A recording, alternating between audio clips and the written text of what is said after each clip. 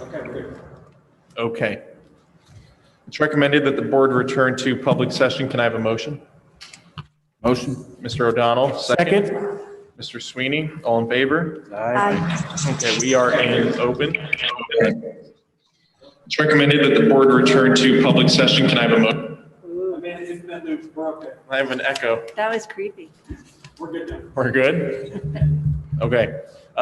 Just a reminder, Mr. O'Donnell's request, but it's a good reminder for everybody to speak into the mics because it's hard to hear in here sometimes, especially when the fan's going.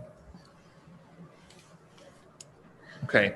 Item D is presentations, learning loss initiatives for spring, summer, and fall of 2021.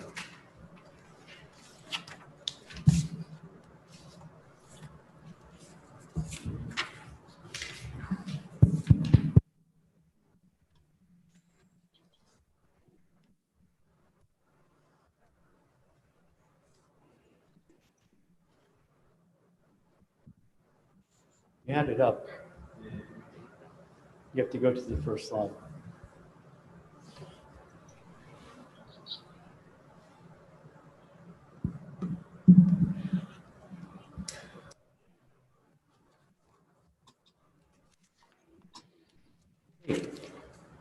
Okay, one of the probably the most prominent national discussion right now in education is what are we going to do about learning loss that has happened because of COVID-19? So there are discussions everywhere. There are discussions in private schools, there's discussions in universities, and there's certainly discussions in public schools across the country about learning loss. So what I'd like to present tonight is some ideas that we have in order to not remedy, but at least do the very best we can for our students as we move forward in the spring and then in the summer and possibly, of course, next year. So the learning loss discussion is all about students either not being in school, the students working remotely or a hybrid, or the fact that during this time, there are things going on, sorry, I can't stand by this. There are things going on in their lives based on the things that are happening with their families. So we're concerned about all of that with our students. We want to make sure that we can do some of these things for them. So what I'd like to do first for our board and for the folks at home is talk about some of the data points so that they know where we are.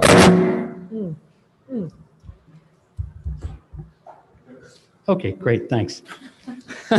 Thank you, Matthew. All right, so what I thought I'd do is take a look at the failure rates that we're seeing and also some of the benchmark data that we have for our students from grades 4 through 8, and also take a look at our students that are successful. Here's the good news. At the high school, this is what it looks like. We have the honor roll, we have high honors, and we have principal honors. And if we look at our numbers from the first marking period to the second marking period at the high school, all 4 grades, you can see that students in marking period 1, there was 57 people in the honor roll, and at marking period 2, there's 45.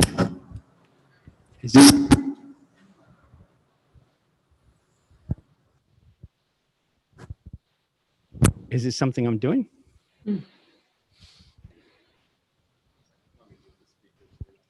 All right.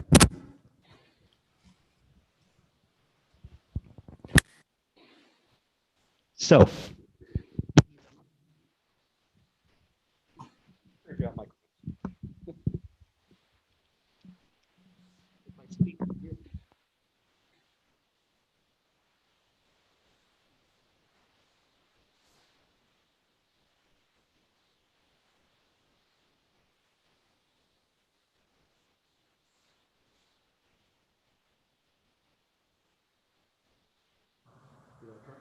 sure. So as we can see from the data, you have the honor roll, and in the first marking period, we'd have 57 students in the honor roll and 45 in the second marking period. But that's not actually a bad number because those students then moved, it looks like, to high honors. High honors, we had 141 students at the high school getting high honors, and marking period 2, it was 177. And principal honors, which of course is 95% or better, it was 12 students in the first marking period, and it's now 17. So I don't want tonight's presentation to be about all the negative that's happening because of COVID and learning loss. I wanted to show that there are many students who are thriving, and they're thriving through the great education that they're getting from their teachers. They're thriving from at home, all the support they're getting from home, and all the things that they're doing right as individuals, being responsible and taking care of all of their work. So that's the good news from the high school. Here's the failure data. And I want to thank Jen Shearhall. Jen does data for us, and we've been putting this together for the last week. So in marking period 1 of this year, 287 students failed a total of 841 classes. Marking period 2 this year, 325 students failed 993 classes. So it shows the increase in failures from the first marking period to the second marking period. And we were already worried about the first marking period grades. And when we do comparisons from marking period 2 last year before COVID, there was 227 students who had failed 458 classes. Marking period 2 this year, as I just stated, 325 students and 993 classes. When you look at the class count, you're almost double. So the marking period breakdown to see where it is at 9th grade, 10th grade, 11th grade, and 12th grade is pretty consistent. Very worried about the 12th grade because we're now talking about graduation and whether we can get credit retrieval in the other grades. In 9th grade and 10th grade, credit retrieval is rather simple. Either taking the course again, or if it was an elective that you don't need to graduate, you continue on and you're successful in your other classes, you have enough credits to graduate and everything's fine. But once we get to 11th grade and 12th grade, we have some real concerns here. Because if that's the situation with some of those classes and some of those classes are necessary, how are we going to make them up? And in 11th grade, some of those classes are necessary and you may not have room in your schedule in senior year in order to take those classes. So not to overplay this, but if there's a crisis point at this with these grades, it's right here, 11th and 12th grade. Glen Meadow, here's some good news. If you have an 85 or better in all of your classes, you get into the honor roll in Glen Meadow. Marking period 1, 190 students were successful with their 85 or better. And in marking period 2, that has stayed consistent. So there's the good news from Glen Meadow, along with some great pictures. Here's the failure data. In marking period 1 in 2021, 187 students failed 468 courses. And of course, those were major concerns. So I asked for a breakdown on that. And of the 148 students failing the 324 courses, the minimum grade was 55. Marking period 2, 2021, 182 students failed 425 courses. So that number has increased, and of course, that number has increased. So again, we have the same type of pattern where from marking period 1, grades we were shocked at, now we've moved to marking period 2, and we have even further learning loss. Here's your comparison. Marking period 2 last year, 125 students failed 223 classes. Marking period 2 in 2021, 182 students failed 425 courses. Here's the breakdown: 6th grade, 7th grade, and 8th grade. 8th grade numbers almost match what's happening on the high school level in 9th grade and 10th grade. So there, again, is our concerns. These students are moving forward into the high school next year. These will move to 8th grade. What kind of transition program are we doing for them? And how are we going to pick up the concerns that we have and make sure? Lounsbury Hollow. Yes, Kelly. Of last year, was that COVID? No, It was not. Okay. no. It took us to right here. Right here. Okay. And we So started you're at the end of March? January. You're right Yeah. at the end of January. So Okay, the concern, I think that gives real legitimacy to last year's marking period 2 right. as the last time possibly, because when COVID hit March 13th, we were in the 3rd marking period. It's the last. Yes, so it's the last time that we have what we would consider A normal. the normal marking period with the normal. So there's I just want a baseline of what normal That's it. looks That's like. exactly right. This Okay. is your baseline, Okay. and there it is. Lounsbury Hollow, there's great news in Lounsbury Hollow. Grade 4, 114 students have A's and B's. In grade 5, 80 students have A's and B's. The total number of students who have all A's and B's in all classes, the first and second marking period, 194 students. There is success. Our teachers are doing a great job. Our children are coming to school or working from home and doing these great things. But we also have this. Marking period 1, 72 students failed 139 courses. And of those, 53 students failed 104 classes with a minimum grade of 55. And of the 104 classes, 60 of them were specials. This is another whole discussion, which is, are our students going to their specials? Or are they just concentrating on their core classes to try to make it through the day? Has there been some discussion at home possibly saying, all right, well, just make sure that these courses get taken care of, because the specials numbers are really not great. Marking period 2, 100 students failed 207 courses. Of those, 164 classes, 101 of them were in specials. So art, music, PE, and library. So I think there's some decision-making process going on along with some of our concerns that we have. By comparison, marking period 2 last year, 15 students failed 20 courses. Now look at the difference between that marking period and that marking period a year earlier.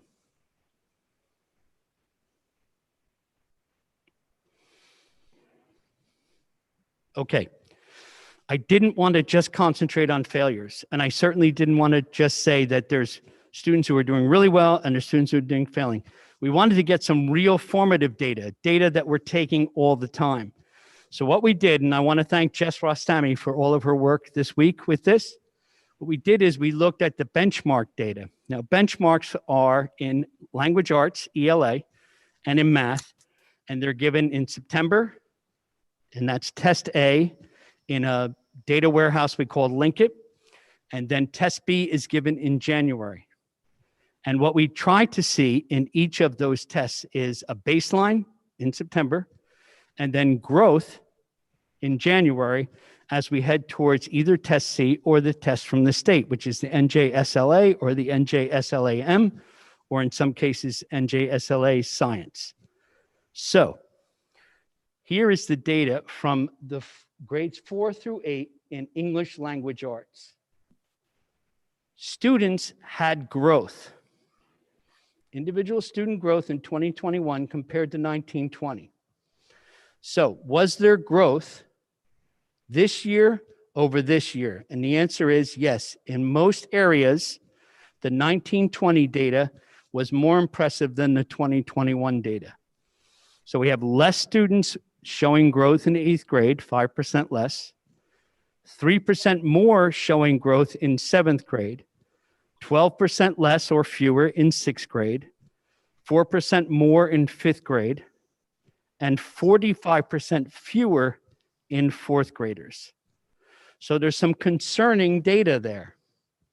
In other words, we're not sure whether we're seeing growth or not seeing growth enough as we head towards testing. Now, there was a major push to not have testing this year. There was no testing last year, NJSLA or NJSLAM. But it looks like the state is going forward with testing. As a matter of fact, Matt and Russ and I and a bunch of others are constantly getting information and setting ourselves up for testing, which means that this data because the Linkit test that we use compares perfectly, well, really well with the test, is starting to show that that kind of growth is going to show up, or lack of growth is going to show up on the New Jersey testing. Now, the important thing is this: we don't have the testing from last year.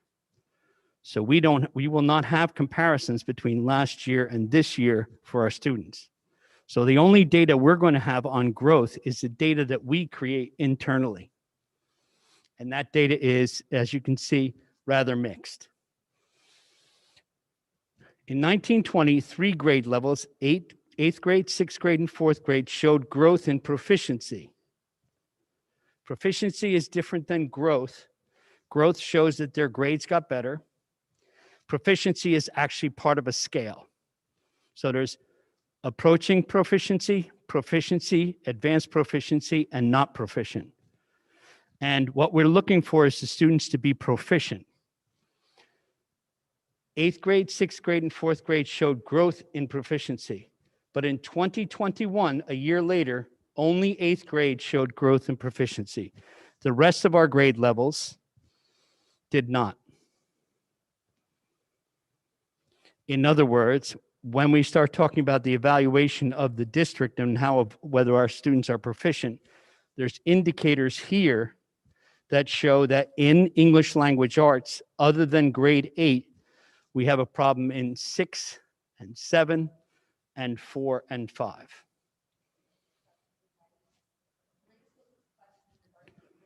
Sure. Just because I'm not sure if people at home necessarily understand, is this because when we look at the benchmarks, I know we're talking about Linkit, but when we look at the benchmarks at the state level, isn't it true that proficiency moves every year? Yes, like it does. It gets greater, right? Yes, it does. So for the people watching at home, I just want them to understand that the challenge for any, even without COVID, the challenge for any district is that every year, the benchmark that the state measures proficiency for the district increases. Mm-hmm.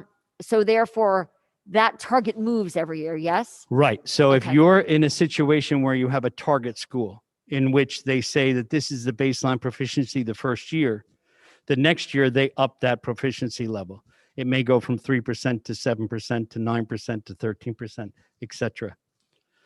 But our students go through that proficiency piece as well. Are they proficient in ELA? There'll be a cut score.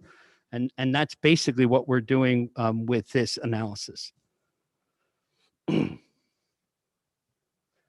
Special ed, here are the ELA benchmark scores. Individual student growth in 2021 compared to 1920. 17% fewer students showed growth this year. 13% of 7th grade students showed growth, and 16% fewer students showed growth in 6th grade. So once again, as you can see, we have the growth period, and ELA 8th grade overall showed growth, but 6th and 7th didn't, and 4th and 5th were basically a status. But in 2021, grades 6 through 8 all showed a decrease in proficiency from A to B. In other words, when they took the first test, they received proficiency or earned proficiency, but in the second one, they didn't, fewer students. 6th and 8th grade saw larger increases in average score from A to B in 1920 than in 2021. So there was more growth that we saw the year before than this year. And I think that most people are going to argue that that's natural. It's a situation where we're in a pandemic, and that's exactly what's going to happen. But you need the data to say, this is what's happening, and this is where we are. So this is the information that, of course, our staff needs, but this is the information that we have to now grapple with. Math data, here's the situation in math. Individual student growth in A to B in 2021 compared to 1920. Again, fewer. Fewer students are doing well in each of the grade levels. Now, some would argue 11% is not that big a difference, but we certainly would argue that 25% in 6th grade and 25% fewer in 5th grade is a significant data point. And then when we go, this is growth, then we go to proficiency. Percentage of students who score proficient or better in A to B in 2021 compared to 1920. 1920, fourth grade through seventh grade, so a higher growth in proficiency than in 2021. Eighth grade, slightly higher. So the one bright shining point is eighth grade right now. But again, each of these indicators are that our students are not achieving proficiency as much as they were the year before, and their growth is 11% to 25% less. These are real data points. Special ed, compared to 2 years, as we've talked about before, 9% fewer, 9% fewer, 10% fewer, 29% fewer, and 8% fewer. Oh, excuse me, 8% more in their fourth grade. Fourth grade's a positive number. And then when we go to, that's growth. Then we go to proficiency, 1920, fourth, fifth, and eighth grade saw higher proficiency growth than in 2021. Seventh grade stayed the same.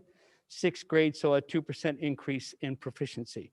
So again, most of our grade levels are not seeing the growth that they saw the year before. Yes. In other words, say a student has a score of 13 or 25 or whatever number you want to pick on their ELA score.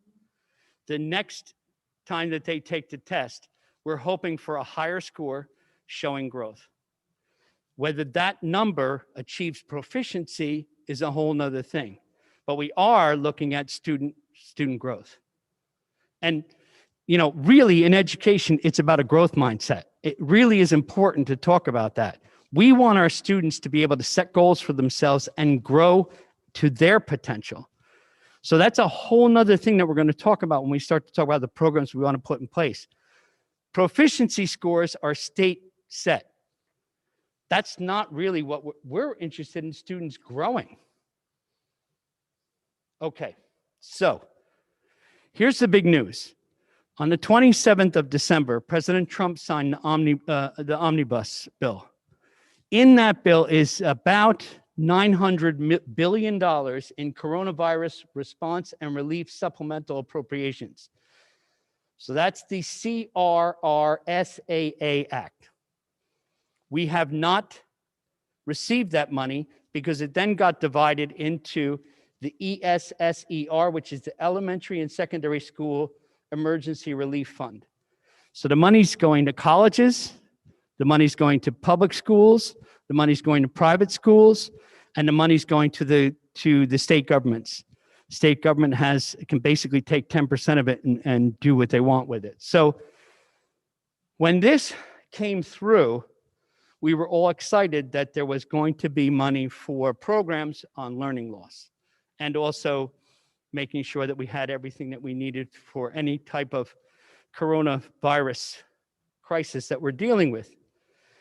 And we heard basically in the last week, or basically this morning, that the money's coming, but it's not coming till June.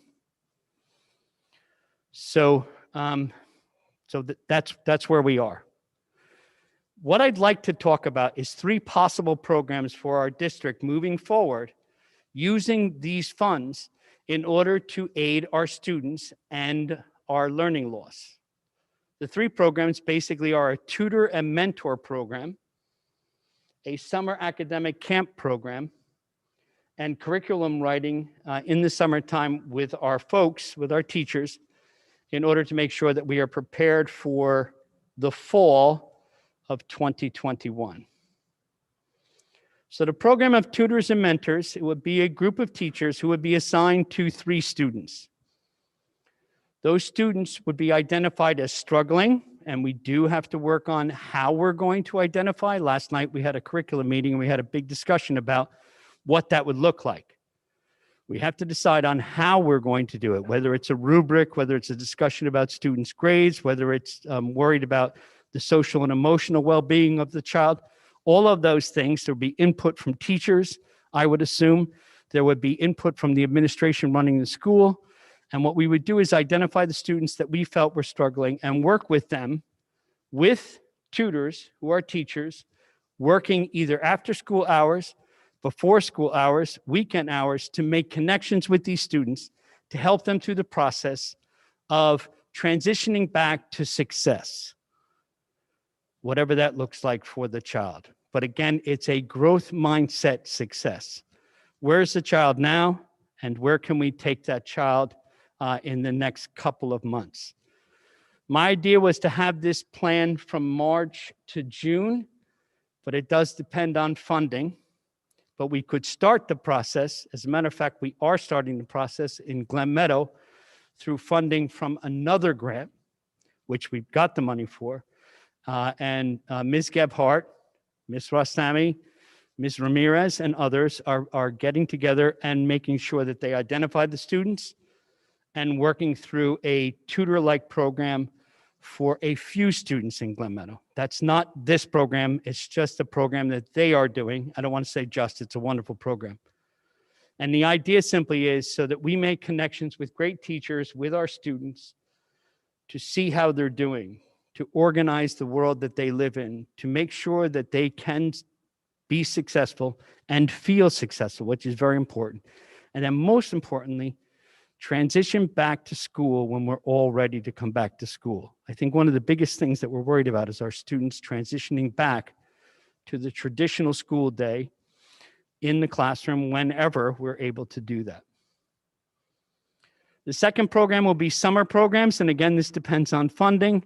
The idea was about 10 years ago, Rosemary and I put together a summer academic camp for pre-kindergartners and pre-first graders, so that there wasn't learning loss in the summertime. Worked on reading, worked on the arts, tried to make sure that the students had 4 weeks of 4 or 5 days a week where they could be here in the morning, learning in their shorts and flip-flops and having a good time doing it. I would propose that we could use some summer programs in kindergarten through at least 6th grade, maybe even higher if the students were willing to come. I'm not exactly sure high school students would be interested in summer programs, but I could be wrong about that. It all depends on who's running it and what they're offering. But the idea simply would be that 4 weeks in the summertime for our students where they would come, learn outside. If we can learn inside, we will, but learn outside and actually try to make up for some of the learning loss that they have seen. On the high school level, in 11th and 12th grade, I'm very concerned about that. And we do have to talk about possibly offering courses for credit in a traditional summer school type situation in order for our students to be able to make up those classes. Because as they get closer to senior year, they might find themselves in a bind. So that would be another type of summer program or another type of summer program. I would also like to get our teachers together for some curriculum writing over the summertime.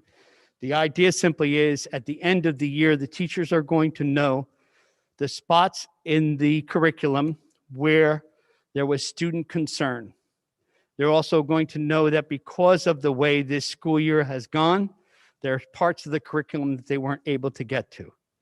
My hope is that while they're working on curriculum this summer, they would establish what was lost or what they felt that the students need to concentrate on, create that curriculum, and then pass it to the next level of teacher.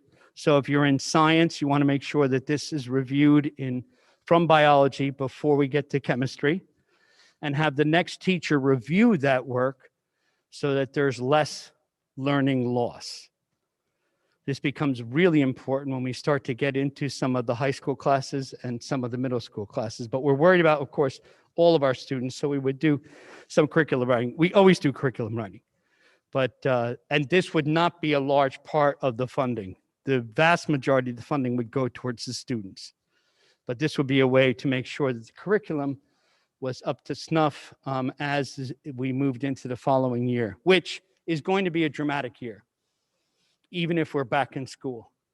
The idea of trying to make sure that the learning loss is addressed and then squeeze the rest of the curriculum that you have to get to for that year so that the students are ready for the following year, because this will play out for the next couple of years, I believe.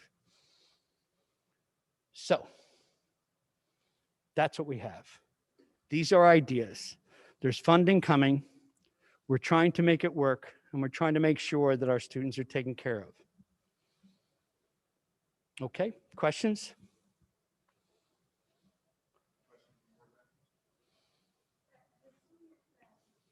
Yes. So those 96 failures, Yes. was it 96?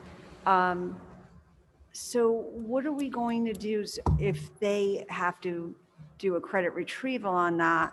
How can we facilitate that? Can we One of the facilitate things that that- yeah. now? Sorry. You Yes. know, so that they could graduate on time? Yes. And that's what Russ is working on and Vinny's working on, but, and the administration at the high school.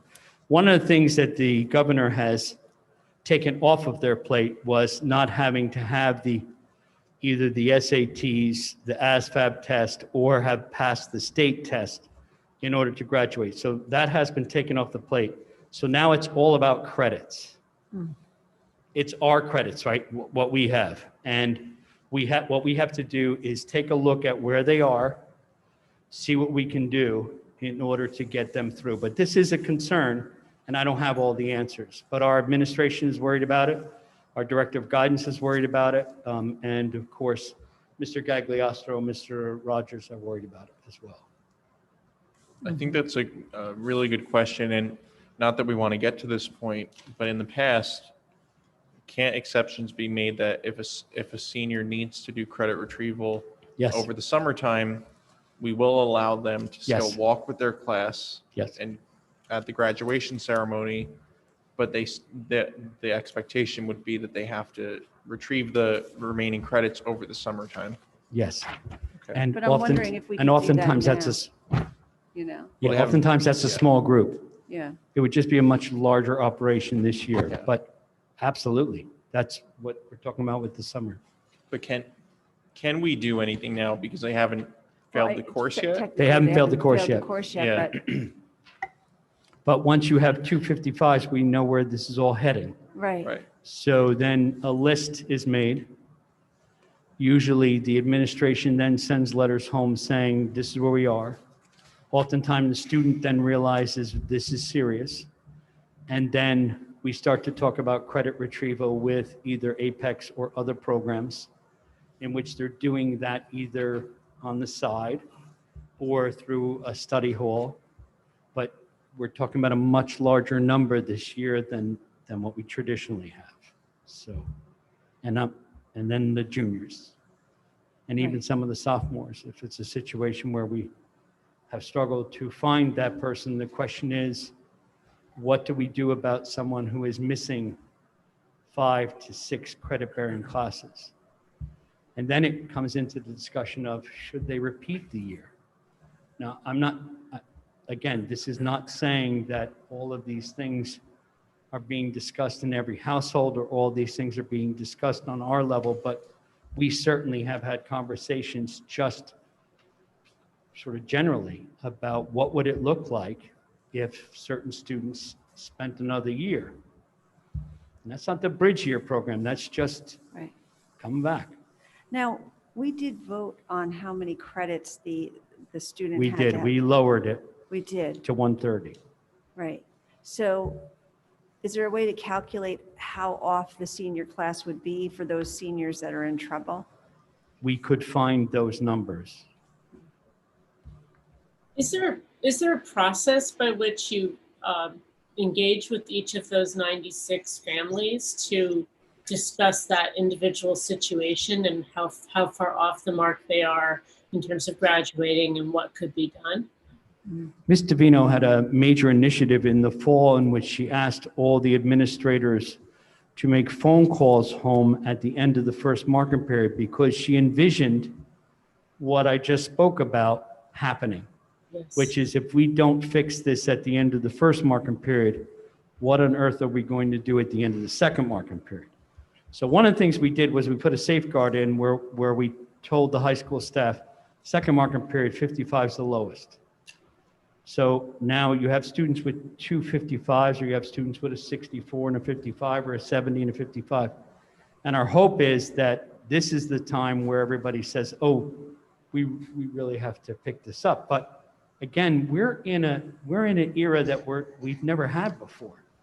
So we're not really sure what this is going to look like. I may come back to you at the end of the third market period and say, well, we found ourselves in quite a rut. So this is what we're planning to do. So all of these pieces are really difficult, but what I'm trying to point out tonight with these plans is no matter what we do, there's going to be student success and there's going to be some student failure.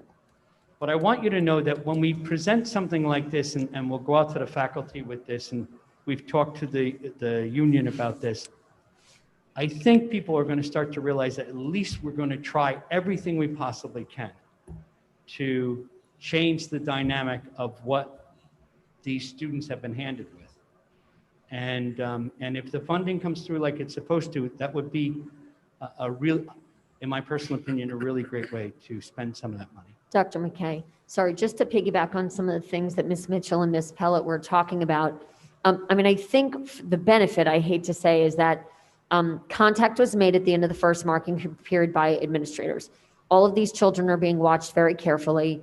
The guidance department or other administrators at the high school at the district level have calculated what these children need to pass so that they can either pass traditionally or will need credit retrieval. We have Apex or other systems in place to try like another net almost to catch those kids, because with each one of these mechanisms that I just mentioned, we start to get more children passing and able to graduate, right? So there's making the phone calls home. Oh my goodness, I have to figure out how to do this.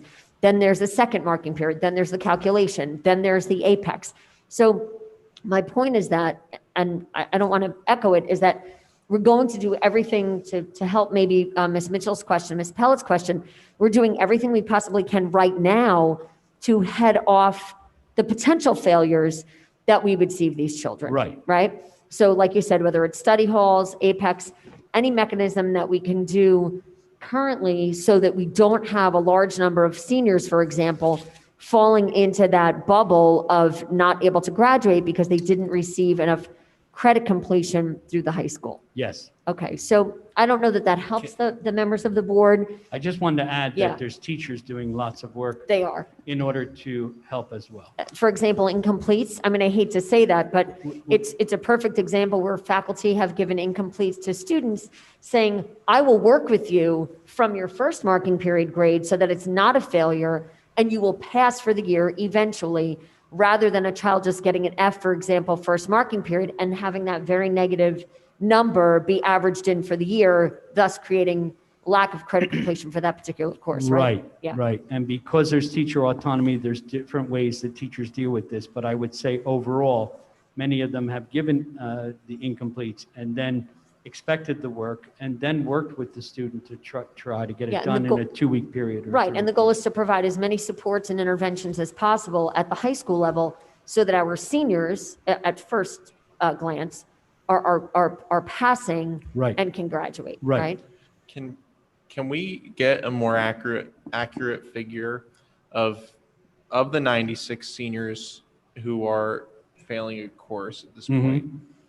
How many of them are in danger of not graduating because of that? How do we get to that number? Right. All right. So the reason why that number can be nebulous is the fact that if I'm a senior and I have an elective that I do not need to graduate with, that may be the one that I'm really not paying attention to and not doing, knowing I'm still going to graduate. Right. So the 96 number could be very inflated because a student is not going to a class that they know that they do not need because they do not need those credits and the class is not part of the expected core courses. So are there 50 kids or 15 kids that we need to target as far as a risk of not graduating? Right. That's the question. Right. Do we have that number? And then piggybacking off of that, would it, I don't know if you probably do this already, but do you kind of walk these kids who are failing classes and struggling through, hey, maybe you don't need this class because you only really need this many credits to graduate. So why don't you concentrate on, just getting by in these classes? Like, are we giving that kind of level of counseling to these kids? I'm guessing you probably are, but I just would like to know. Yes, guidance counselors are, and Okay. yes, that discussion happens, and then oftentimes, not every time, and not all the time, but the student will drop the class that they no longer need. Right. Okay. So yeah, they are having those conversations, and guidance is having lots of these conversations with their students on the high school level. But again, this program is pointing to learning loss throughout our district. And we are taking a look right now and discussing the seniors because we understand the existential crisis of not graduating. Right. But this is about all of our students. There Yeah. is issues. And I tried to give you the data that points gently to the issues that we have. No one's fault. Our teachers are working so hard. Our students are doing the best they can in tough situations, and our families are doing the best they can in tough situations. But we have data. We're starting to look at this, and we think that we can develop some programs to try to help out. One more So, question on that credit retrieval. We're not charging the families at this time for that credit retrieval, correct? I have to check on that because I do not believe we are, but I know that the state has said that the apex is now only $50. The question I have is whether we have even charged that. I will get back to you on that. But Okay. I know it's not the expense that some people think it might be. It's not a lot. Okay. Yeah. I did hear that Yeah. there, at times, there was it was $250. Yes, and, there are courses know. that have been as much as $199 and then $250 that people have taken in the summertime so that they don't have to take those courses during the year. Financial literacy, which was required by the state about 7 years ago, is one of those courses that students often take online so they don't have to have it during the school year, so they have flexibility in their schedule. They can take their 2 sciences or another world language for 4 or 5 in a world language, or another STEM class or a CTE class. So Dr. we McKay. have had people pay. Yeah, are some of those paid for courses also ones that we don't necessarily have available for students? In Yes. other words, at the higher levels, 199, 250? Yeah, there's times where we don't have the course, yes. I just think at this time frame with this climate, I think that Yeah, for the credit credit retrieval, I don't know that we would want to be charging our families. No. So as a board, I think we should look at that. Right. Good. Martin, did you have a question? Yeah. Dr. McKay, I just want to see if I understand this correctly. Looking at the breakdown of the high school students, for an example, 15 students failed 8 classes. Does that mean that those 15 students failed all their classes for They that failed one all their period? classes, yes. So doing the math from 4 classes to 8 classes, 11% of the students in high school are failing more than half their classes. Yes. Wow. Okay. Okay, just want to make sure I Yeah. understood it. Seemed Yeah. like a big number. Yeah. And I think if their teachers were here, if I can speak for their teachers, they haven't seen them. Understood. I have just a question with all the numbers that you presented, and these 3 programs, how many students do you see envisioning being in all these programs? I'm sorry, could you come up to the mic a little bit? I Yeah. can't hear you Yeah. because it's fed Donna's behind. asking My how many question- students will we be able to? Are we talking 1,000 kids attending all these? I mean, No, no. A third of our No. population? Well, first of all, anytime that we offer programs like this in K through 6, they're very popular, especially summer programs, and people will come. And the question would be, how many staff members do we have? What are we offering for a stipend, et cetera, in the summertime? On the high school level, you're not going to see that kind of participation unless it's credit bearing. Then anything's possible. Okay. So the summertime, the tutoring programs, you're going to have certain amount of teachers that would like to be involved with this. And I appreciate the 15 people that have already applied because I put out that it was an anticipated possibility. But they're only going to be able to take care of 3 or 4 students, and it's only going to be an hour or 2 a week. Right. So it's just checking in with those kids and seeing how they're doing and what's going on. So right now, no, we're not talking about thousands. We're talking about doing what we can do with the participation level of our folks, and it will grow as they hear about the program. And then in the summertime, it's what grade level is most interested in this process. So the irony will be there'll be lots of people interested in one program and maybe not so much in the other program, but we may only have the one teacher for the one program and two for the other. That's what happens when you create programs. Okay. And we'll see if we can line it up so that the most possible students are helped. So again, as we talked about this morning, the money's not even coming till June 1st. Right. I mean, I understand that the state takes a while to make sure that we all get our equal fair share, but if they just gave us a number and a promissory note or something so that we could get started with learning loss, because we already know there's learning loss. It's not like we have to wait till June to figure out that there's learning loss.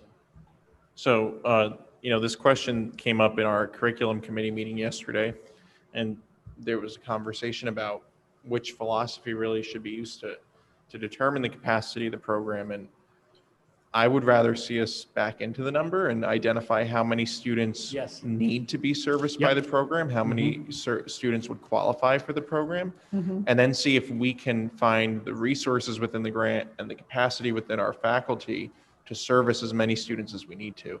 Right. I think that's the best way to do it. I know it's a bit more difficult, and No, you're right. but I think that I'd like to see us not say, we were able to get 10 teachers, so this is how many students we can service.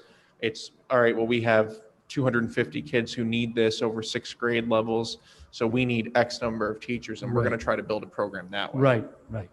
And then we have to go to our folks and say, we really need you. Yeah. Right. Yeah.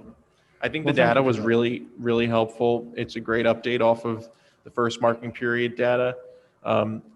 The one piece of data that I would like to see either in March or the following month is drilling down on that senior level. Yes. To try to get to a number of how many students are at this point at risk of not graduating. Right. Because that, as you said, is a more existential issue. The other issues are real across the 12th grades, and there are things we need to work on, but that's, the red light flashing. Yeah. I in defense of our guidance folks up at the high school, I think they're also worried about juniors. Oh, of course. Yeah. Because I really think that they're seeing that next year would have to be something so completely different, and they know how things go. So the problem builds on itself year after year, and that's exactly because you have to get X number of credits every year really to be on track. Yeah. So if you're missing junior year, you're already behind the. Right. I envision experienced people talking about the COVID ripple effect for the next 4 years. I'm not trying to predict something terrible. I'm just saying that I don't think people realize how much this plays out in every aspect of the child's social and emotional well-being, but also their education. I mean, if a student in freshman or sophomore year had two weaker years because of COVID, and they're behind 6 or 7 classes worth of credits, that's going to be really hard to make up junior and senior year. Right, particularly if the reason that they didn't participate in some of those classes is they really don't like that subject matter. And I'm not saying that we're giving them choices or whatever, but just picture this. If you really don't like English. I'm going to pick English because I taught English. I don't want to offend anybody. Okay, so they really don't like English, right? Okay. So now in the freshman year, they failed that course. Sophomore year, they're trying to make that up, but they're taking 2 Englishes. And now it's a situation where I not only don't like this class, now it's the majority of my schedule. We're talking about teenagers here. This is when things start to really sort of, and that's why I worry about the social and emotional. Someone needs to put their arm around them and go, it's a game, kiddo. We're going to get you through. This is how we're going to do it. You're going to write your papers. You're going to try to read your books. You're going to be part of the conversation, and you're going to get through. Yeah, McKay's class is boring, but we're going to get you through, and you're going to get that, whatever grade we can get you through, and we're going to be done with this in 1 year with 2 English classes. Well, that's the kind of conversations that have to happen with teenagers who now have doubled down on something they don't like. Adina and Jen, I want to give you a chance to jump in if you have questions. I do.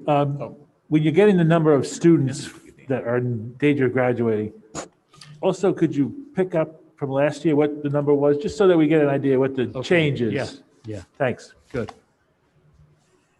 We were I'll worried just- only because of March last year and trying to track everybody, but yeah. Jen Adina? or Dina?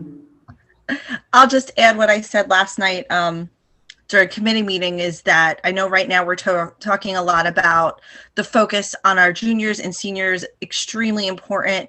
But the analogy that I gave last night was we have had, A students who even now getting to the C, the journey's very messy. And it's become an issue where kids are disengaged. They're getting the C and they're fine and they're passing. But we need to kind of build that excitement, especially for the little ones, about school up again.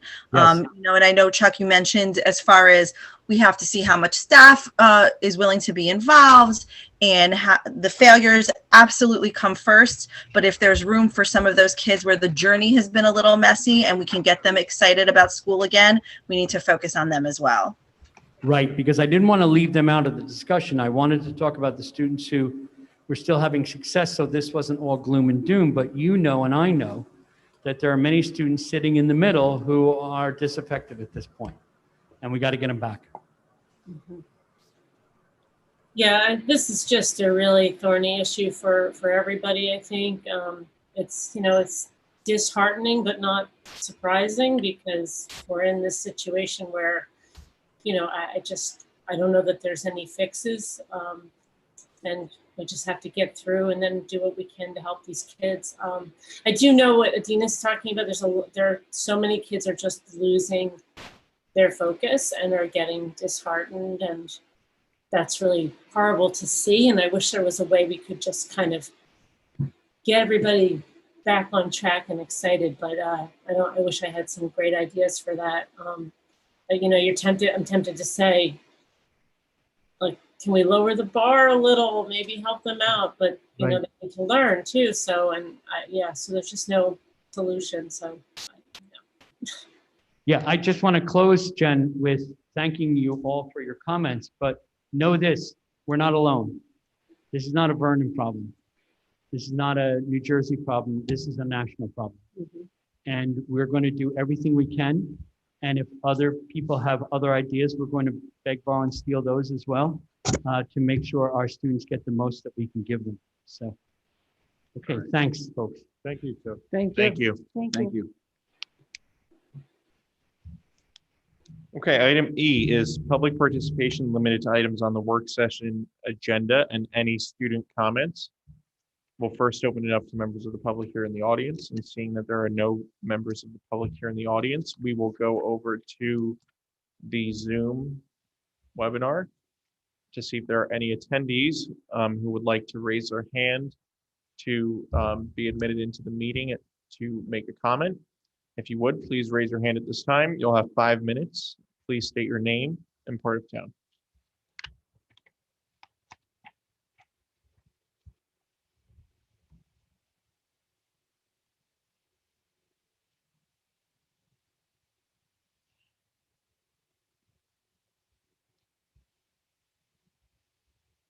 Okay, seeing nobody raising their hand, we'll close it to the public at this time. Item F is review of the public meeting agenda. Do any board members or administrators have questions or comments regarding the public meeting agenda?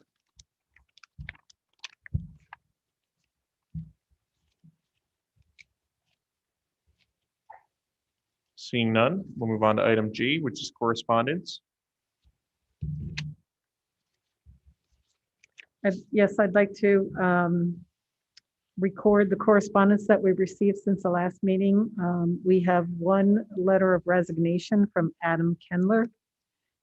We have one medical leave request, one maternity leave request, and one family leave request. Thank you.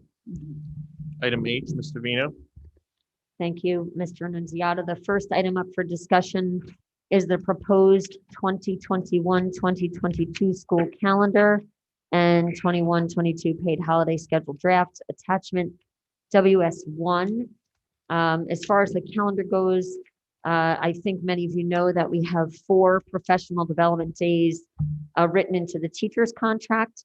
So this proposed calendar includes 2 PD days in September, 1 in October, and 1 in March. I believe it follows almost identically what our calendar was supposed to look like this year. If you recall, we did amend the calendar a little bit at the beginning of this year due to COVID. Are there any questions or comments about the calendar? I'm pleased to see that you're continuing to build a spring break into the calendar. I know a few years back that wasn't something that was being built into the calendar due to weather and snow days and other concerns, but I think that's really important recess for the students and faculty.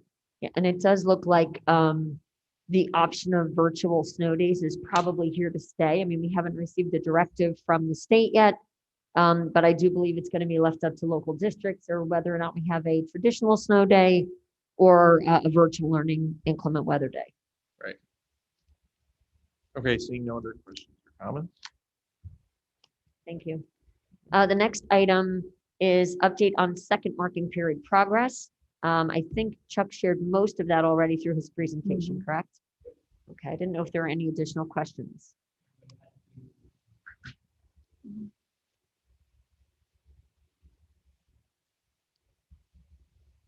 Shall I continue? Yes. Okay. The next one is a non-action celebratory Board of Education meeting. We were asked, I think last month, to bring this back as a potential date. The date we're proposing right now is June 15th of 2021. It's actually a Tuesday.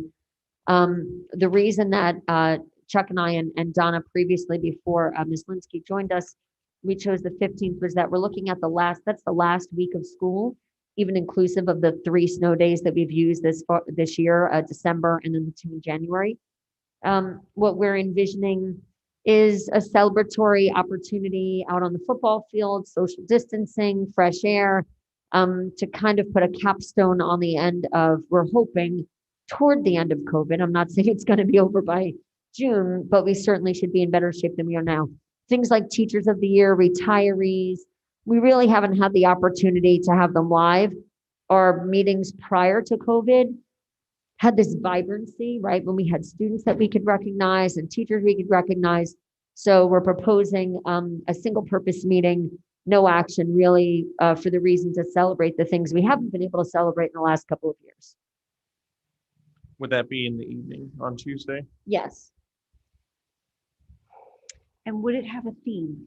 It can be any theme you like, Miss Mitchell. You can be talk on the about committee luau's. with me if you like. We'll work on it together. Okay. I'd love to have your help.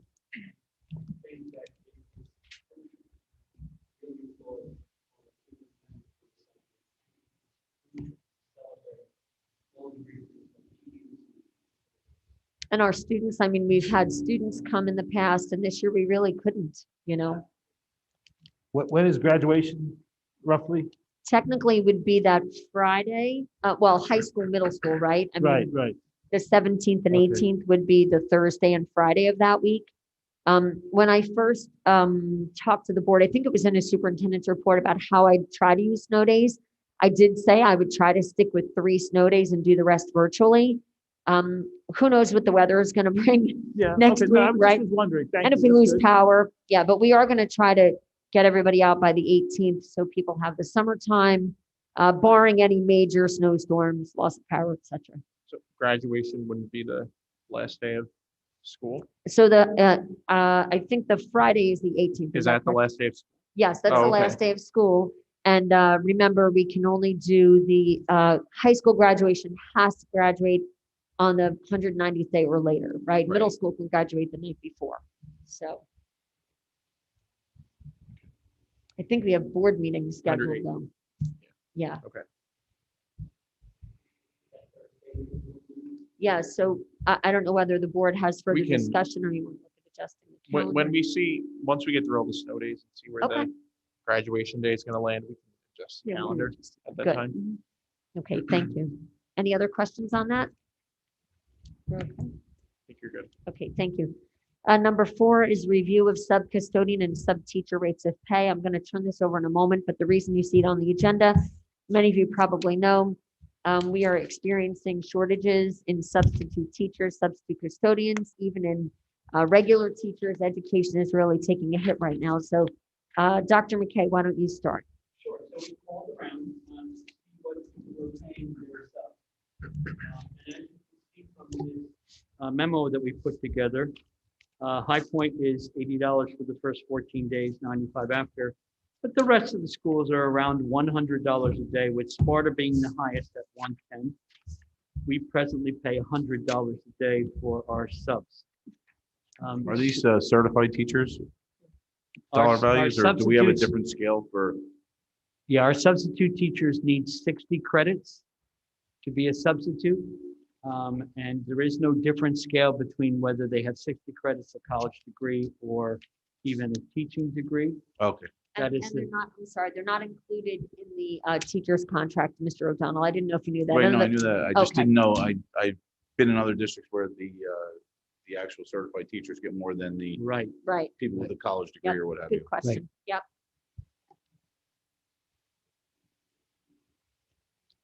So you're bringing this to the board. We'd like to recommend an increase. I would like to recommend an increase.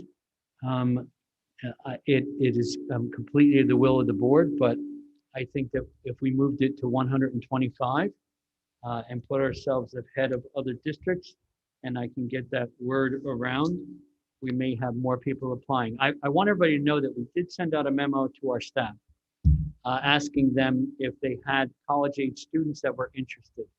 We sent packets to 8 different young people, and we haven't heard back.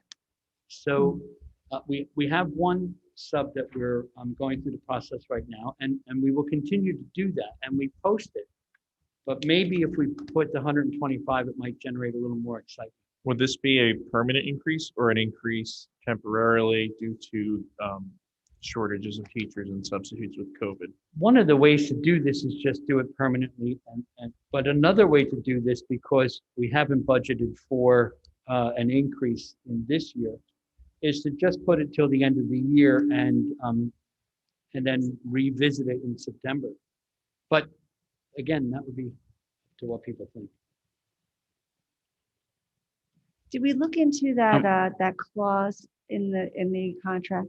Yes, We did have that, correct? no, we didn't. Oh, we didn't have? Nope. Okay. So Nope. just. As a matter of fact, there was a recommendation by Can the you person. share what that was? Sure. Yeah, so that everybody knows. There was some concerns that we had like a non-compete clause where you could only sub in Vernon.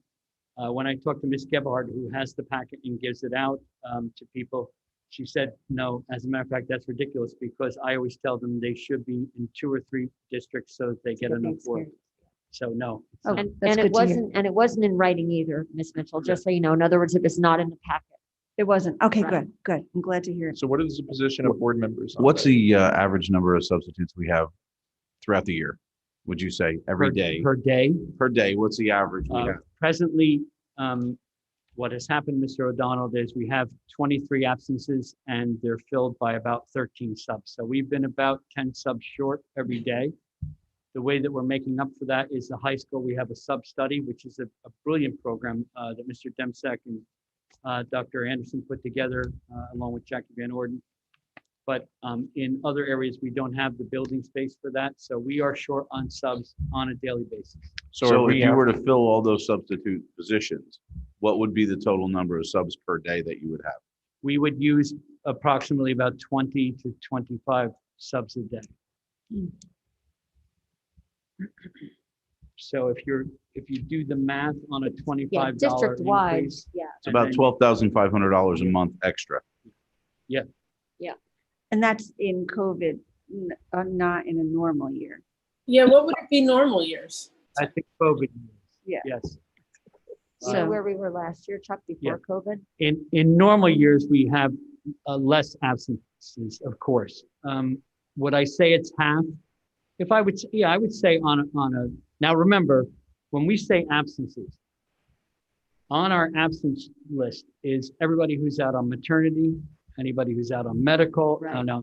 But if it's a long-term maternity, medical, family, medical leave act, we hire someone to cover that position. So that's not a sub. So, but there's no way that in the last 2 years, we've been dealing with the amount of absences that we have. If a person comes home and finds out that a relative that they live with has tested positive, we lose them for 14 days. We've never, you've never dealt with that before. If they were out for 3 or 4 days, we would ask for a note, if they had the flu. Now it's a situation where, my goodness gracious, what does anybody say other than please be well and take care of your family? Yeah. So all of those things are playing large right now and will continue to play large, although hopefully less. What is the impact of not having those subs? When you have students in, whether it's blue or gold, you're going to have a certain amount of students sitting in the classroom. Those students need to be with a certified person. And if that means moving the group into another classroom, we have a problem with social distancing then. Right. So we really are stuck. I'm not saying that we're not any different than any other school district, but you can't do what we normally would do if we were really short on subs. Even with this sub study, which we have at the high school, which is basically the student goes to the classroom, realizes the teacher's out, or is told by announcement that the teacher's out. They head to the auditorium. The auditorium holds 700 people or something like that. But Nick has, Mr. Demsek has spaced it out. Dr. Anderson has spaced it out. Mrs. Van Orden has spaced it out so that it only holds 200 or 150. Right. So even there, on a bad day, and I'm not saying that they've had one of these, you may have enough students in there that you got to move them somewhere else. I guess my question was more so, the learning stops, and the kids sit in the auditorium. Well, in the auditorium, it changes because the students have their Chromebooks, and if the person was virtual because they were quarantined, they're still teaching. So they're teaching from home, and the student is learning virtually in the school, in the auditorium. But we still have to have a certified teacher supervising them. Do you see what I mean? Yeah. So the learning in some cases is still occurring, unless that person is truly ill. I mean, we do have times when there's somebody who's really sick and can't deliver instruction virtually. That's just this year. But a lot of our folks, even when they're sick, are sending work in asynchronously. Yeah, they're doing a lot of work. They are. The traditional sub plans look a lot better than they've ever looked before because teachers are doing all this virtually.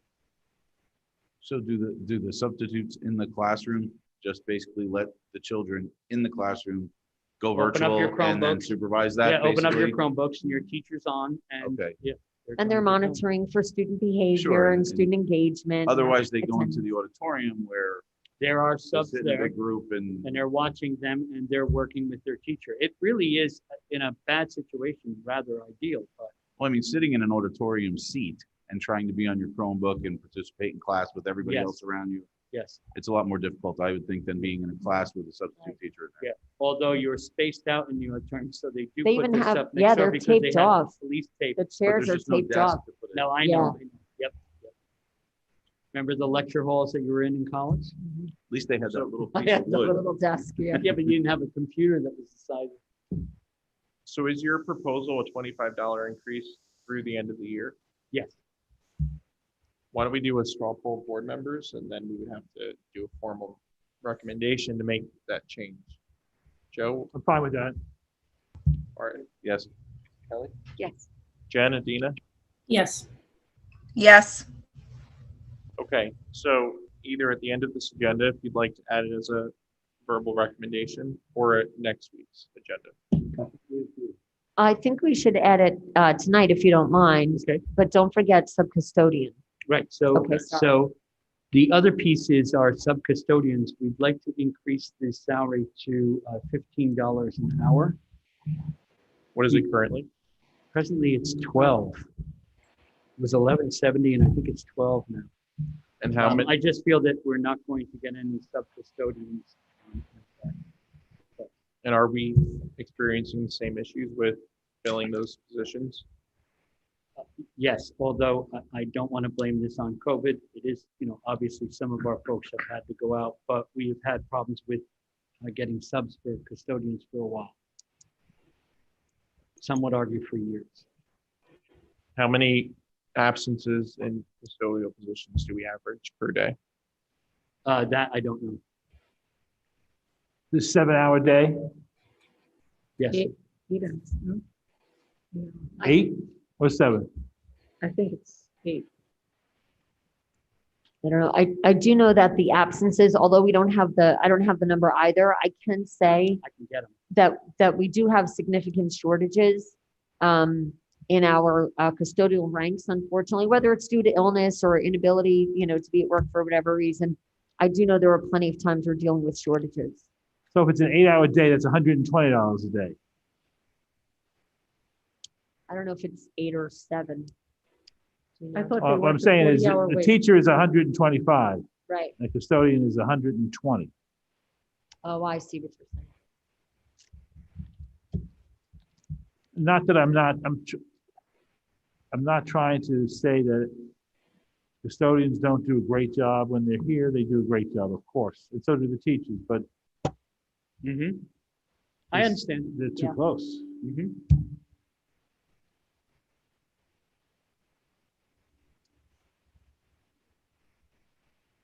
So what is the proposal? Well, I was going to say $15. $15 an hour, but we can, And was that a temporary increase as well? no. No, you believe that it needs to be Well, I'm permanently? just trying to find subs for our custodians. So Right. $13 an hour is 104, and Donna, can you speak closer to Okay. the mic? I just know that $13 an hour is 104 for the day, and 14 would be 112. 14 hours a day.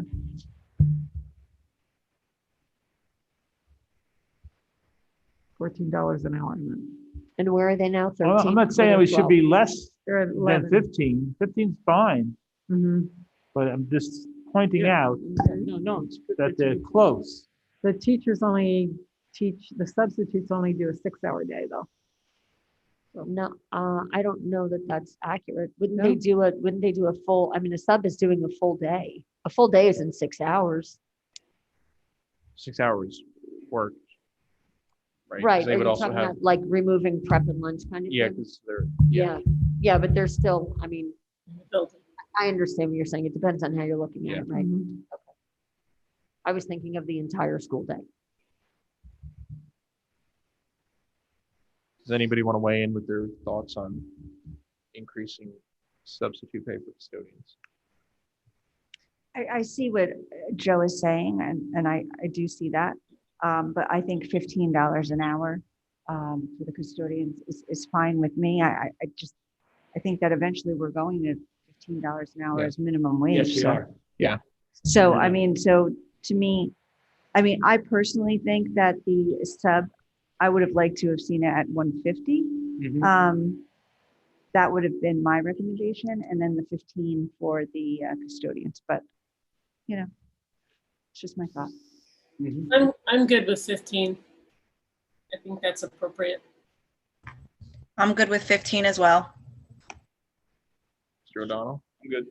Okay. Chuck, for the teachers, was there any sort of look at an incentive for loyalty?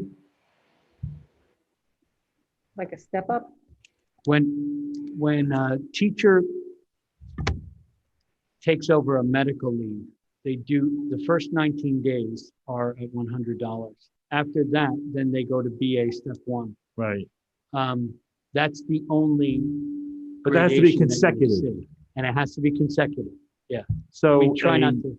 once a week sub, if they sub in Vernon non-consecutive days for 15, 20 times a year, maybe if they want to do more in Vernon, maybe after 15 days, get a little bit more. I mean, I thought, Right. if you looked at it, some schools already have it, and if you feel it's not worth it, Well, High Point has the first 14 days, and then after that, then it bumps up. yeah, Lenape does have something similar. Yeah, so, I mean, we could do that. We could do the 125, and then 150. and then goes up to 150 if they do X amount of days. But then it's a bookkeeper thing too, and But- I don't want to give anybody extra work. Oh, that's true. Do we too. really need to do that if we are the highest paying district for subs and we're 15% higher than everybody else? No. I think that Maybe that kind not. of speaks Yeah. for itself, maybe. Yeah. We'll see how it goes. Yeah, I we guess could always we'll start see how here. it goes. Right, Yeah. and see if this change in the per diem rate incentivizes additional subs. I mean, I think that's the goal. And then maybe it's it's an additional conversation as we approach budget season, and then of course the end of the school year as we prepare for next year. How are you going to make it known to prospective substitutes that we are paying, 25% more than any of the surrounding districts so that we can attract more people? Yeah, the minute you approve, what I'll do is I'll put it out on college websites, which I've done, before. I'll post it again, but with 125 in big letters, big numbers.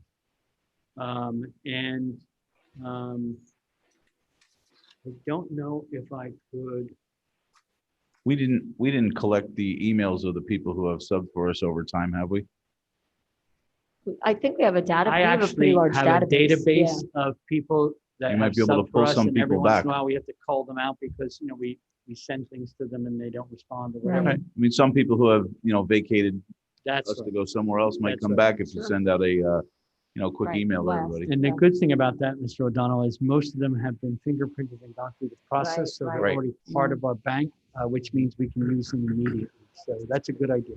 Now, also, do we offer anything for people who want to become new subs when they go and get their fingerprints and stuff like that? I think it's probably around $150 when they do all that. Do we help them out with that if they come to us to work for us to help No. them recoup that at all? No, we give them a packet and it's up to them. That is okay. Okay, so at the end of the agenda, We'll you'll do a verbal? do Yes. two Sure. verbals. Mhm. Like effective March 1st or something. Great. Should it be effective March 1st or sooner? I mean, if we approve it tonight, it would be effective immediately if that's That's okay what you with the want. board. That's what you want. Okay. Item 4, Thank you. or item 5. Yep, the next item is VTHS Guidance Coordinator. Dr. McKay, this one's yours, the next one. Sure. At the high school, presently, we do not have a coordinator for the guidance department. We have a director of guidance.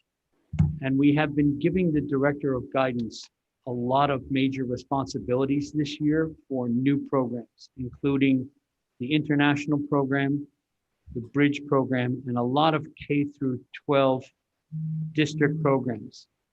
What I'm recommending, or what I'd like to discuss at least, is the fact that we take one of our guidance counselors up at the high school and pay them a stipend of $5,000, which is what we pay for coordinators, and make them the coordinator of the Vernon Township High School Guidance Department, while the director of guidance takes care of some of these new initiatives, including running the CTE programs and also K through 12 programs, which we have asked her to handle.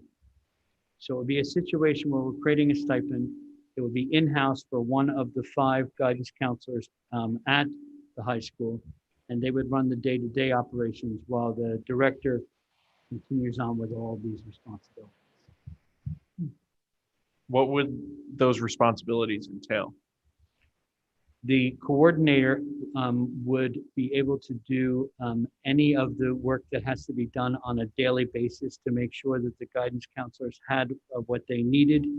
It would include things like the SAT testing, which one of the guidance counselors already does, some of the other testing that goes on, work in Naviance as well, and making sure that some of the programs that we're about to talk about, or that we just talked about with the seniors and juniors, that got taken care of on a day-to-day operations.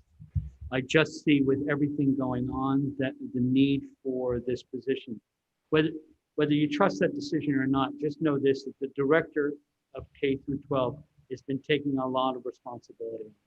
Every time a new thing comes down that we're trying to get done, and the international program is a prime example. or the bridge program or whatever else, we turn it over to the person who is responsible to talking to all the guidance counselors in each of the buildings and making sure that those things get done. And I'm starting to see at this point enough of a concern that I thought maybe this idea of having someone just running the high school, coordinating the high school guidance counselors for $5,000 would solve that. So then it would be prorated because we're halfway through the year. So it would Yes. really only be 2,500. Yes, it would be 2,500. Would this be a permanent position though? Anytime you create a coordinator position for a stipend, it would then go on the stipend list and then would be on the stipend chart for next year unless the board told us that they were, they only wanted this for this year. But I truly believe that this is something that we're going to need. Questions or comments from board members? I think that guidance piece, especially at the high school, is so important. And I think that if there's some items that are falling through the cracks for, reason of having too much workload at the lower grades, I think that we can't afford to lose that piece at the high school, And the people that are in the lower grades need to make sure that they're seeing the director and all that, they're getting this sense of what the K through 12 vision is. And if everything's wrapped up in the high school, which can be a complaint, like high school takes a lot of this, so. Just if I may add for a moment, in conversations today with the Department of Education, we do foresee not only the learning loss focused on academics, but also in social emotional learning. And that SEL component, the hub is really your guidance departments, you know what I mean, throughout the district. So I think we're going to see more and more of that. Just to answer, I guess, the question of do we foresee it extending into next school year? I do, for that reason, because I think this is going to be all that we're hearing from at the state level. Just when we create new positions, I would just hope that we're watching over to make sure that it was advantageous to whatever program we decide to do, so that it's really enhancing that. Sorry, Kelly. No, that's good. A couple of years ago, Ms. Mitchell, the previous superintendent asked me to do an audit of the stipend chart to see where our money was spent and whether we thought this program versus that program, that type of thing. And I brought the recommendations to the board, and we did cut some and we did add some, but overall we saved some money. I think in the next year or two, we should try that again and take a look at it because education's changing and there's certain things that are definitely proliferating and there's other things that maybe were from a bygone era. So we should look at the stipend chart again at some point. Would this person also be able to help us with the learning loss initiative, coordinating that? Yes, Because this is new and we don't really have anybody to coordinate this. Correct? Your director of guidance would be a major player in the learning loss initiative. So again, that's just one more thing on their plate. And then the person at the coordinator at the high school, we would go to them with the 11th and 12th grade conundrum, which I have a little more data because Jen Shiro is amazing. And she's watching us right now and she's sending me data. So what you're saying is that the director is going to be taking on this learning loss initiative, which is something brand new to put on her plate. And the coordinator with the stipend is going to be taking some other things off her plate so that she can focus on this. Right. And I don't want to give her the whole thing. Each of the schools will be given the responsibility on the learning loss as well, because those programs look different at different grade levels. So. Can we take the $5,000 from the learning loss fund? It's a very good question. I think we can't. Well, if we don't get the money till June, maybe, because if the stipends are paid in the spring. I would have to look through the, when the government releases it, It's Martin, for it has anything. all the details and they say. Yeah, So I won't do stretch think, it, but I'll take a yeah, look. I do think though, Mr. O'Donnell, that from what we've seen so far, that CRRSSA money, the federal money, it is the parameters are quite loose at this time. And we haven't gotten exact guidance, so we'll look into it for sure. It's a good thought. Thank you. Mr. Sweeney? I'm not in favor of it. There's 5 guidance counselors up there now, Yes, and how many students? 1,000. We have 1,000 at the high school? Yeah, 970. So then they have about 200. Let me give you the numbers. About 200 apiece? Plus they're 200 students apiece then, right? Mhm. Yeah, I'm okay with the director handling everything. 970, 980. Okay, 1,000. Adina, Jen? Oh, I support that, definitely. I also would support a coordinator. I would support it as well. I think that, Kelly and Martin made some strong points. How would you like us I think to proceed with Next that? week's agenda. Okay. You could Got put a it. recommendation.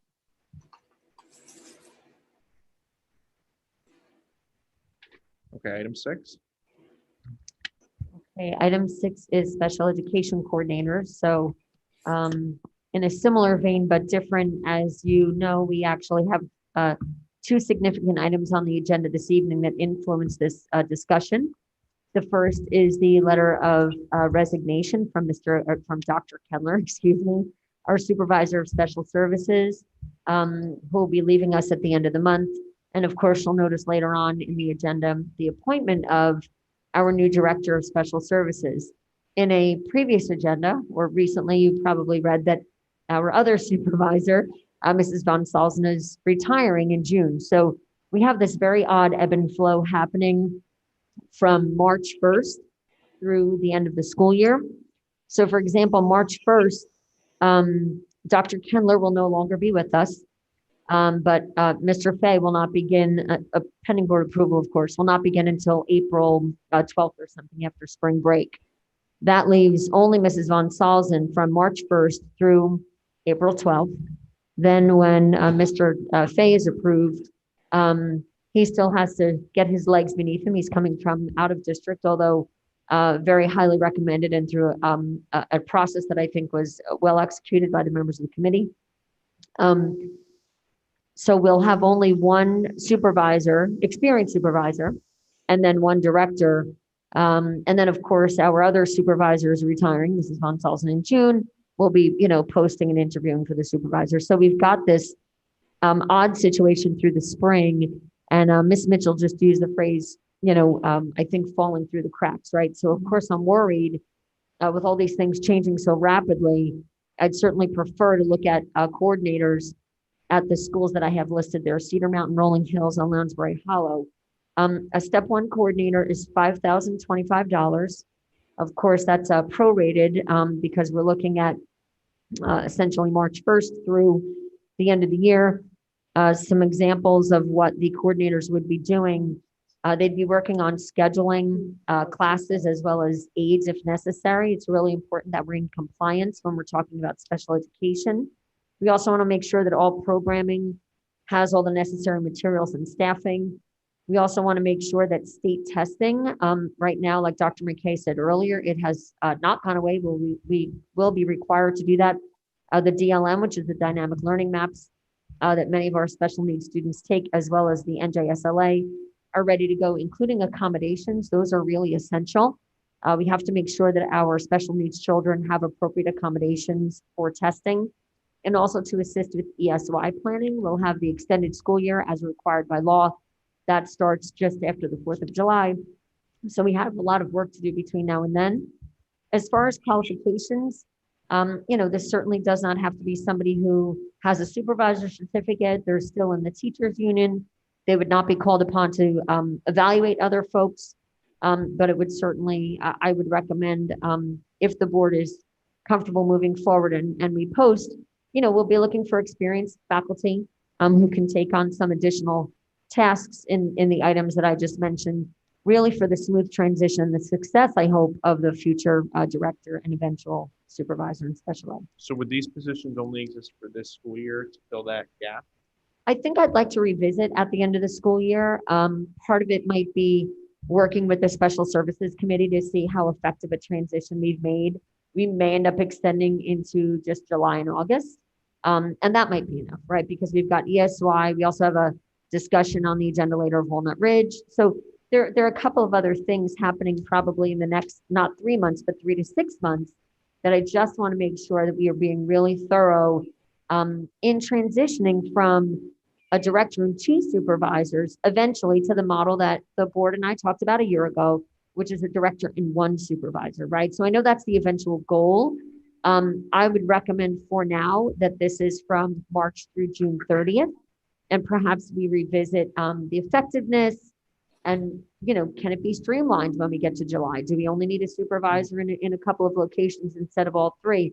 I'd rather not say, yes, we're definitely done June 30th. I think I'd really want to monitor it as we go, only because we are going from a significant change, right? A director and 1 supervisor, 2 supervisors to a director and 1.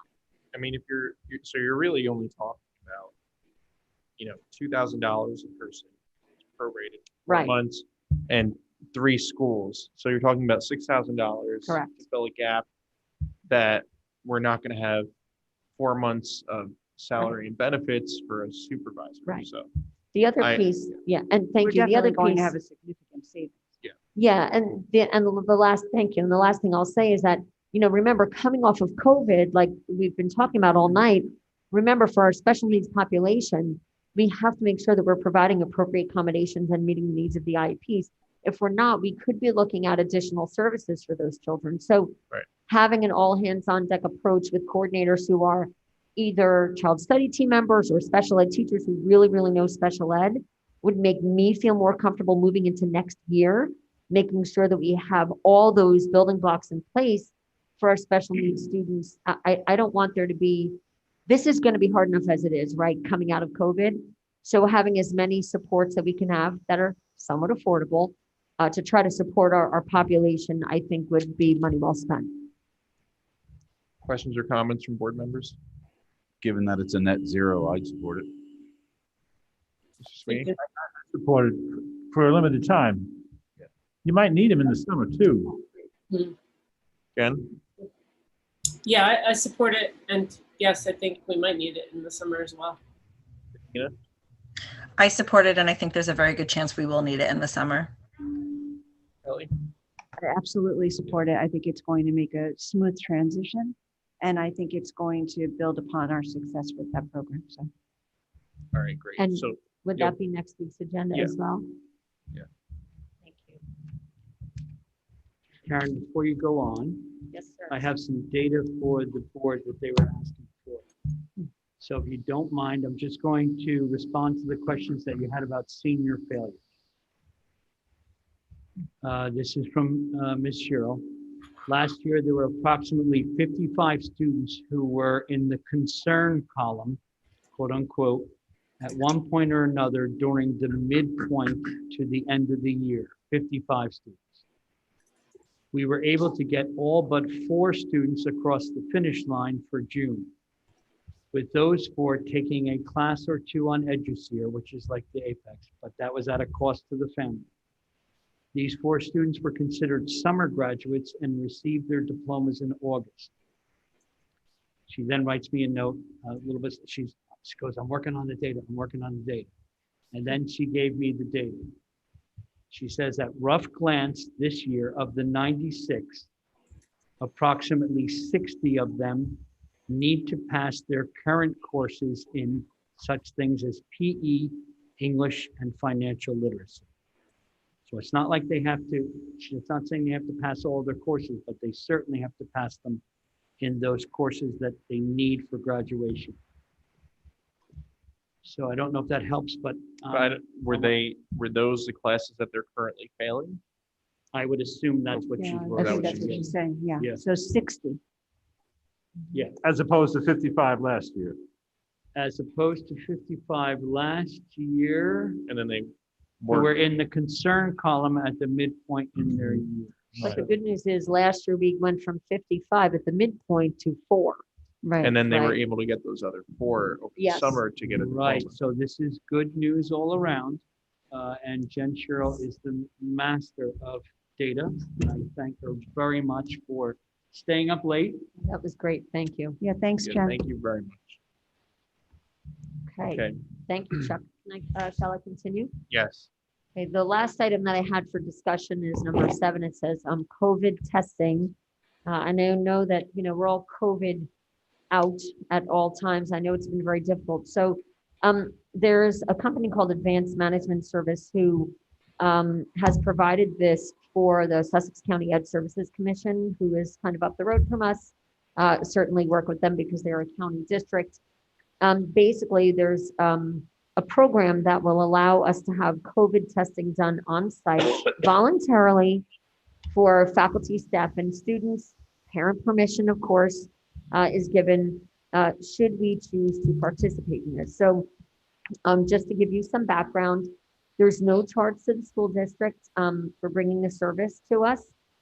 It's all funded through Federal CARES Act, so we don't get involved in that at all. It's free COVID-19 testing. They test for COVID-19. They do a nasal swab. CDC guidelines are strictly enforced. We basically choose a date to bring the test sites to the district, and you get a pre-registration link, and I'll talk about that in just a minute. But the results are actually available to patients through a secure link within 2 to 3 days with the online portal through the lab that tests you positive or negative for COVID. So the way the link works, and I'd like to thank Mr. Wallach and Ms. Reese. Mr. Wallach has been working with me to kind of figure out strategically how do we do this. And we asked if the company could send us a link just to see what it looked like. So I went into the link. It basically asks for your name, your age. It's some very basic information. Everything is private. It's a secure link. Nobody has access to that except for you. In other words, if I were to register as a faculty member, I'm the only person who gets that. And then there's a window that allows you to sign up for a time. And then you get a confirmation saying your time is this. The benefit is that Mr. Wallach and I talked about doing it on a Friday afternoon or Friday, where we would block out, for example, when the buses leave the high school, right? We certainly would not want anybody trying to access the driveway as the COVID testing was going on. So you can block out times. I met Dr. McCain, I met with the teachers union the other day, and they said, look, could you even block out the times of when other schools dismiss? And we could. So for example, at Lounsbury Hollow, they dismiss about 3 o'clock, right? Mm-hmm. So maybe we would block out a 3 o'clock time frame so that it's easier for our Lounsbury Hollow faculty to get up to the high school and do the drive-through testing. Mr. Wallach and I talked about using the Plus building, which is, I always called it the annex. That's the kind of, it is kind of an annex that's attached to the very front of our building. Right now, that is not being used for instructional purposes. So it is kind of has a separate entrance. We can make sure that we follow all social distancing guidelines, and faculty, staff, and students who are on site the day of the testing could be tested in the annex. And then everybody else could be tested through a drive-through. The benefit, it's really for asymptomatic folks. Obviously, we are not allowing anybody to come to school who has any kind of symptoms. In fact, if it's for faculty and they have symptoms, they wouldn't even be in school that day. You said anybody else? You said faculty, staff, and students would be tested in the annex, and then anybody else would be drive-through. Who's anybody else? Oh, I'm sorry, I misspoke. It's just for faculty, staff, and students. It's not for like parents and community members. So thank you for that, Mr. Nunziata. So it really is for asymptomatic folks. We have a screening as it is now, where faculty in the morning do a screening. If they're not well, they don't come to school. So this is not intended for anybody who is ill or exhibiting any kind of COVID symptoms. But we still have a sense of fear of asymptomatic individuals. This is something that the faculty has expressed, which I completely understand. We do know that people can be asymptomatic and spread COVID. The benefit of this is really giving people just the benefit of the doubt. You have some of our folks whose spouse works, in another industry. They know somebody who is infected. They're concerned, did I spread it to my wife who's a teacher? So it really is for peace of mind. And the last piece I'll say is that the challenge that I think we're facing as a country is that there are two areas that we are really facing a deficit in. One is the rollout of the vaccine that everybody knows about, right? Because it's all anybody's talking about. The other is the access to regular testing. And it's been talked about for several months now that if we had access to regular testing, people would know when they were ill and would not spread, right? Or they would self-isolate. So look, the negative, and the teachers even pointed out to me, they said, listen, Karen, if faculty find out that they are positive, they're not going to be in school. And I said, that's okay. I don't want them in school if they're ill, right? I mean, that would be terrible. I want them to be well. And hopefully, if there are students whose parents say it's okay for them to be tested, and they know that they're a carrier, that they don't come to school either. We really want to try to knock COVID out any way that we can. So on the insurance piece, I just wanted to thank Donna, our interim BA, who's been working hard with the company to make sure we have appropriate insurance, facilities use forms. Risk management has taken a look at this. So it's taken a few weeks to gather everything, but we finally have what we need. Wanted to bring it to the board's attention prior to, of course, booking anything. But that's the gist of how it works. I can certainly answer any questions. Is the testing a one shot, or is it every week, or is it? Yeah, that's a great question. You can do it as often as you like. Right now I would call it a pilot for us. I was quite surprised when they said they could handle the volume of our size district. But the way it works is once they give us a link, and we would push it out to our faculty and staff and students.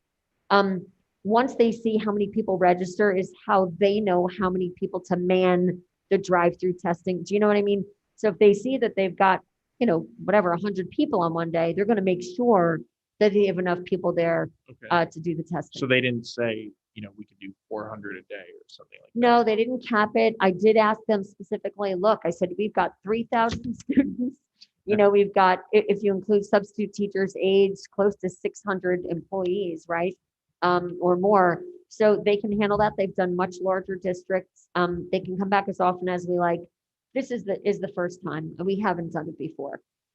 And oh, by the way, all of their employees have been fingerprinted. So they've all been through the pass the trash screening. We don't have to worry about any kind of additional criminal history for these folks. Given such a proactive approach on this, would we be relaxing the number of cases that close the school? Because I think we're going to find some cases.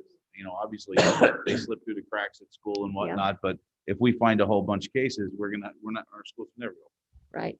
That's a good question. I mean, the challenge here, Mr. O'Donnell, is that the Department of Health guidelines, keep changing. They don't change dramatically, but there are little tweaks to them, right? I mean, so interestingly enough, as we learn more about the virus or as things change politically, whatever your position happens to be on that. Right now, for example, 2 cases within 14 days, they recommend we go virtual. It's not required. And every time we've pressed the Department of Health on, what do you want us to do? It's the same thing the governor said. It's up to you, school superintendent. So, but look, the reality is that we have a public that I'm worried about. So I followed the guidelines that say if we have 2 cases within 14 days, they recommend we close. So we've done the 2 weeks virtual. I do think we're going to see this rolling 14-day virtual until we get to about April. I really do, until we start to get more vaccines. But I'm proud of our faculty for working really hard. I'm proud of our families and our kids. I mean, I think we're doing the best we can in a really difficult time. I think it's a phenomenal resource. We know that vaccines are obviously the most effective way to get through this pandemic, but testing is a really important tool. And if we can offer a significant increase in testing to our school community, I think that's a phenomenal opportunity. Any other comments or questions? I just want to add what Martin said. I think it definitely needs to be more than once, because just because you're negative once doesn't mean you're not exposed the following week. If we're going to do this, we need to do it the right way. If we're doing it to help us identify people who are ill and asymptomatic, it needs to be an ongoing program. Fair enough. Yeah. And we could look at weekly or bi-weekly or monthly or whatever. I mean, I do know that, Ed Services Commission, I think, did it in December and January, and I think they're planning another one. We could do it as often as we like. I think Again, we we've should do never it tried week- it. I think we should do it weekly. Yeah. I mean, we have 3,000, students and 600 faculty and staff. Mhm. Like you said, I don't know how we could do it less than weekly and hope for it to mean anything. And not every parent's going to put their child through that either. Right. No. Right. So. But it's a great option in part because testing is still really hard up here in Sussex get County. word, Like yeah. if you need a test, it's difficult, you know? So I'm sorry, any other comments before I ask? all the Do questions? you need board action to approve a contract or? You know what? I authorize- mean, we have the The use of facility facilities. use form usually gets board approved, so I do have that tonight. And we have the certificate of insurance, and so everything's all filled out. Yes, we have everything. Mhm. Yeah, So we can motion that later on Where's it? and do an approval. It's not on the agenda yet, No, I right? have it here. the Oh, facility okay, so use you want to form, do I a have it here. verbal? Yeah, yeah, we just got the use of facilities approval, I think late yesterday, maybe? We got it. today. Oh, today. Okay, so, but that's what we were waiting on Okay. was for them to complete the use of facilities. So, Yeah, I mean, this, like the substitute pay is something that I think we want to get a move on. So I think that, okay, doing a verbal motion tonight Good. would be.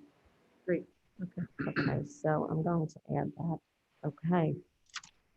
All right, thank you very much, board members. I do not have anything further under discussion. May I continue? Yes, thank you. Okay. Under recommendations, number 1, it is recommended that the board approve the following faculty, staff resignations, retirements, terminations, leaves, transfers, assignment changes, appointments, stipends, salary adjustments, student teaching mentoring as listed. There's a table on page 3 that goes through the top of page 4.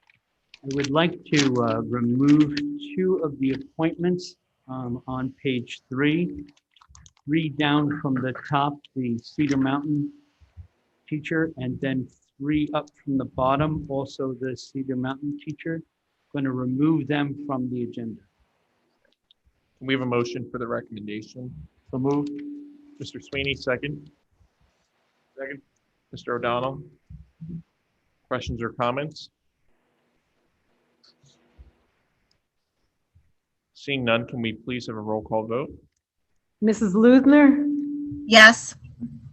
Mrs. Mitchell, Yes. Mr. O'Donnell, Yes. Ms. Pellet, Yes. Mr. Sweeney, Yes. Mr. Annunziata, Yes. and that's it. Motion carries. Number 2, it is recommended that effective February 11th, 2021 through February 26th, 2021, that Ms. Donna Reese serve as the Assistant School Business Administrator under the same terms as her original contract as Interim School Business Administrator. Can we have a motion for recommendation 2? So moved. Mr. Sweeney, a second. Second. Ms. Pellet, questions or comments? Seeing none, can we please have a roll call vote? Mrs. Mitchell, Yes. Mr. O'Donnell, Yes. Ms. Pellet, Yes. Mr. Sweeney. Yes. Mr. Annunziata. Yes. Mr. Chili's not here, Ms. Coughlin. Ms. Luthner. Yes. Motion carries. Thank you. Thank you. Number 3, it is recommended that the board approve Russell G. Fay as the Director of Special Services effective as soon as possible pending release from his current district at the salary of $120,000 per year prorated for the remainder of the 2020-2021 school year. Mr. Fay's salary will remain at $120,000 for the 21-22 school year effective July 1st, 2021. Can we have a motion for recommendation 3? To move? Ms. Pellet, second. Second. Ms. Luther? Questions or comments? I want to thank the members of your committee for the time that they put into this interview process, the board members, Ms. Mitchell, Ms. Pellet, and Ms. Coughlin, and the parents and teachers who were involved in the committee. I know that it was a lengthy process, and I appreciate the work. Thank you. You did a tremendous The job. folks on the committee were fabulous. Yeah. On both the first group. and the Yeah, second level group. 1, level 2, they were And outstanding. thanks again to the board members and other people. The hours that people put in is just amazing. Okay, any other questions or comments? Okay, seeing none, can we please have a roll call vote? Mr. O'Donnell, Yes. Ms. Pellet, Yes. Mr. Sweeney, Yes. Mr. Nunziata, Yes. Ms. Lubner, Mrs. Lubner. Yes. Mrs. Mitchell. Yes. Before we move on, I do believe, and I don't know if Mr. Shea can see people in the audience. I did invite Mr. Fay to the meeting tonight. I'm hoping he can at least maybe say hello. I did want to echo the sentiments, of course, of the folks at the table. Thank you very much to everyone who worked with me. I'd like to especially thank Mrs. Coughlin, who is the Chair of Special Services, Ms. Pellet, Ms. Mitchell. The ladies of the CPAG did an outstanding job, Yes. as well as our faculty and staff. And Mr. Fay, congratulations. You've just been board approved, so welcome. Thank you. Thank you. I'd like to thank the board and the hiring committee for welcoming me into this learning community. I look forward to utilizing my experience as a special education teacher and as an administrator to build upon what is already an outstanding special education program. Thank you. Thank you, Mr. Fay. Thank you. Congratulations. Thank you. Mr. Nunziata, may I continue with verbal motions? Some verbal recommendations, rather? Okay. Motion, number 4, motion to approve a $125 per diem rate for substitute teachers effective immediately through June 30th, 2021. Can we have a motion for recommendation 4? Motion to accept. Motion by Mr. O'Donnell, second. To move. Ms. Pellet, questions or comments? So effective immediate, right? Yes. Yes. Through June 30th. Mhm. Seeing no other questions or comments, can we please have a roll call vote? Ms. Pellet, Yes. Mr. Sweeney, Yes. Mr. Nunziata, Yes. Mrs. Lubner, Yes. Mrs. Mitchell, Yes. Mr. O'Donnell. Yes. Motion carries. Thank you. The next item I'd like to read into the record would be number 5. It is recommended that the board approve $15 per hour for substitute custodians effective immediately. Can we have a motion for recommendation 5? So moved. Mr. Sweeney, second. Second. Mr. O'Donnell, questions or comments? Seeing none, can we please have a roll call vote? Mr. Sweeney, Yes. Mr. Nunziata, Yes. Mrs. Lubner, Yes. Mrs. Mitchell, Yes. Mr. O'Donnell, Yes. Ms. Pellet. Yes. Motion carries. Thank you. I have one final one. Justin, can I interrupt Oh, for I'm a second? sorry. When we just approved that motion to increase the substitute teachers' daily salary, you had said at the end of that motion until June 30th just now. I thought that was a permanent increase. For the substitute teachers? Yeah, you just said till June 30th. That And- one That's was, how I read that it. one was a temporary one. It was temporary. Okay, I'm sorry. Yeah, I was under that the was my influence that was understanding. permanent.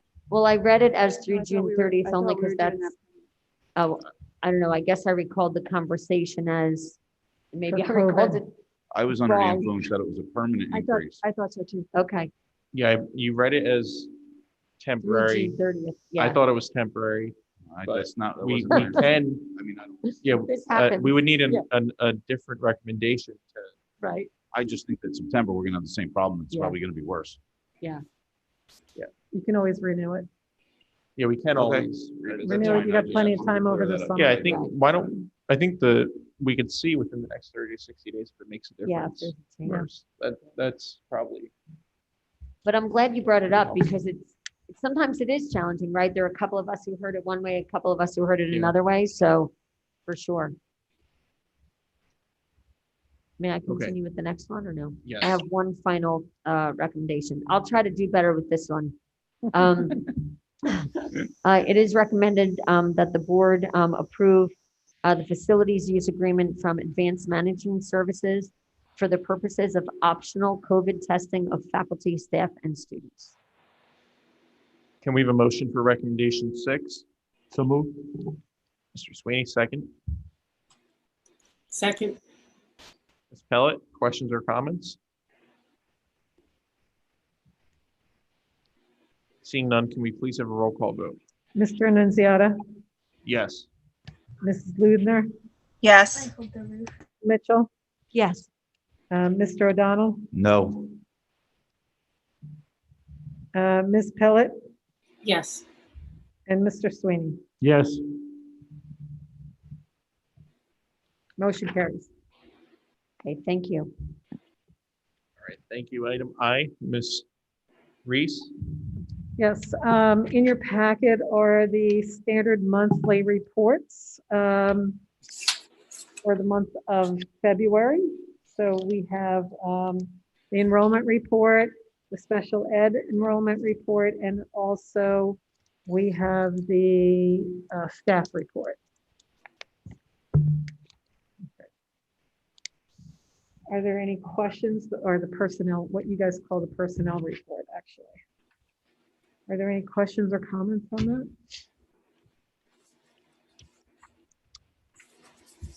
Just one quick question. I think I know the answer. There was one increase in the IT department from 9 to 10 and a decrease in the secretarial staff. Is that just one person was moved from IT, from secretarial to IT?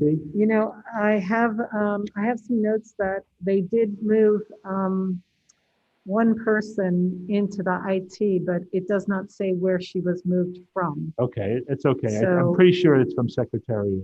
Could be, yeah. And then the other is the increase in aides because of We're us actually going counting, back to, you know, we're counting bodies now, Yeah, not right, full-time okay. equivalents, right? thank you, that's it. Okay, yeah. Okay, so then we have the HIB report, which we discussed in closed session, so I don't think we need to discuss that. Item number 4 is discussion of Walnut Ridge. There has been, I guess, a proposal to move preschool back to Walnut Ridge. So I would just like to get some definitive direction on that and what I need to budget for to bring the preschool back. We have started to prepare the building. And I want to thank our custodial staff and our maintenance staff for all the work that they've done on the classrooms. The classrooms still need to be outfitted with the IT work that either Matt's team or the maintenance guys would do. But I wanted everybody to make sure that they understood that the building can be ready, but also we can hold until September. So the question is, do you want to staff this building now with everything in flux with COVID, et cetera, and start to bring the students back, or do we want to wait until September? We also need to talk about whether we want to do it in September. Exactly. That's Exactly. part of the question. Exactly. What, can you tell us a little bit about the pros and cons as you see them? I mean, I don't need to understand the. Right. Well, there's some of the pros would be a little bit more space, but we do have space in Cedar Mountain presently only because some classes are completely virtual. And therefore, they're not present in the classroom. The teacher is teaching in the classroom, but there is space available there. But space would be a positive coming over here. A con to that is uprooting students in the middle of the year or later than the middle of the year to come over here. Another con is the expense of the people that we'd have to man the building with, including a nurse, including a maintenance people, including a door monitor or 2 part-time door monitors, and then a full-time RPO. So there is significant expense. I haven't figured out the exact number. Do you have a number? Well, I was told that you saved 300,000 by moving It's them out, approximately so what you it is. probably Yeah, it's around incurred the same 300,000. expense by bringing them back. What is driving the need to reverse course on the decision to no longer have students in this building? Is it because of space, or is it because of numbers? Or are you anticipating a larger kindergarten? It's the anticipation of a larger kindergarten and then what we want to do with this building. The other So it's thing, two-pronged. And it's a fair question to ask. I do think the space is something else we have to talk about. I mean, one of the biggest challenges with planning for next year is that there's no direction right now from the Department of Ed. In fact, the CDRRSA Yeah. money, we were hearing when Ms. Reese and I did our mid-year budget review with the county, that was mid-January, and they said, oh, we think you'll have your money within a month. And we're hearing now it's June. So part of the challenge is that we have no idea what September is going to look like. Social distancing still may be a requirement. Virtual learning still may be an option. So the benefit of virtual learning is, like Dr. McKay said, there are teachers who are in a classroom who are teaching and the children are home. They don't really need a classroom. They do need manipulatives. They need, you know what I mean? They need certain tools to teach, but they don't need a classroom. They could use an office perhaps. But on the flip side, if social distancing is still required, we need 3 times the square footage to educate the same number of children. So that becomes a huge challenge. There was some talk today on my Department of Ed call that some states have gone from 6 feet apart to 4.5 feet apart based on research, not just because somebody wanted to. But I don't know where those conversations are going to lead. We're begging the department to give us guidance as soon as possible because budget season is now, So I think it's a combination of the virtual being perhaps allowable for next year, as well as coupled with social distancing. We don't know what it's going to look like yet. It makes it very difficult to target. And I think the increase in kindergarten numbers that we anticipate, expands the need at Cedar Mountain to educate kindergarten students. And those, of course, are the parents who held their children back. That's what it is my personal feeling. And I have gone on record on saying this, and I don't think. And it's happening across the state. I There's really a feel trend. they're coming. There's a trend of parents that are holding their children back from going into kindergarten. Yes. So we could have a very large kindergarten when we start off. Right. The thing is that I think to pull the students out of a building that they're used to for Agreed. just a couple of months. Which is the biggest con, right? Yeah, I don't know that wouldn't that's, recommend that. so I don't think I September. would be for that. I think that we leave them be Absolutely. and finish out the year. Yeah. But what we can be doing is think to ourselves, okay, we're going to utilize this building, so let's get all the projects done that we know that we're going to need to have done. So we could be working in this building when there's nobody in here. I mean, it gives you the gift of time to work on those projects, and that's exactly what they're doing. Kudos to Harold and Rich, who worked diligently during Christmas break over here. And Daryl has made sure that everybody was working. And then we had the painters here. Lou was here and Kenny was here. The rooms are getting painted. I'm just saying that the anticipatory piece is being done so that if we decide, when we decide, that we'll be ready.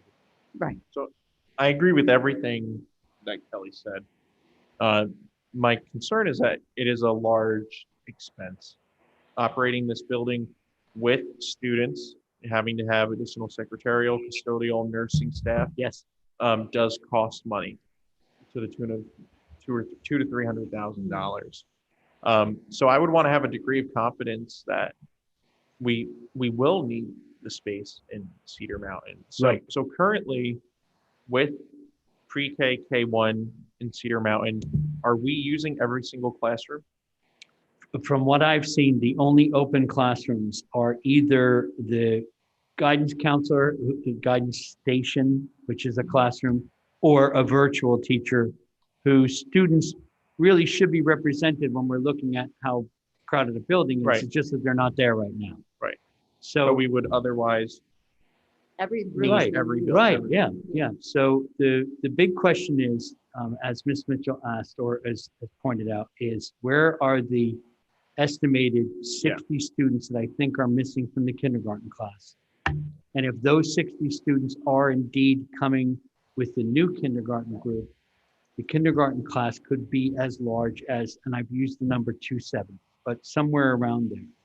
If that's the case, then we do have to talk about where we're putting the Yeah, pre-K. we won't have. I mean, how many, what is your target class size in kindergarten? Oh, we try to keep it somewhere around 20. But Right. So for every 20 more kids, you need another room. yes, And 270 would be what compared to this year's kindergarten class? 150. Oh, gosh, yeah. 150. Yeah, we're way off on the kindergarten. Our kindergarten 'cause numbers parents move their are kids an in. aberration.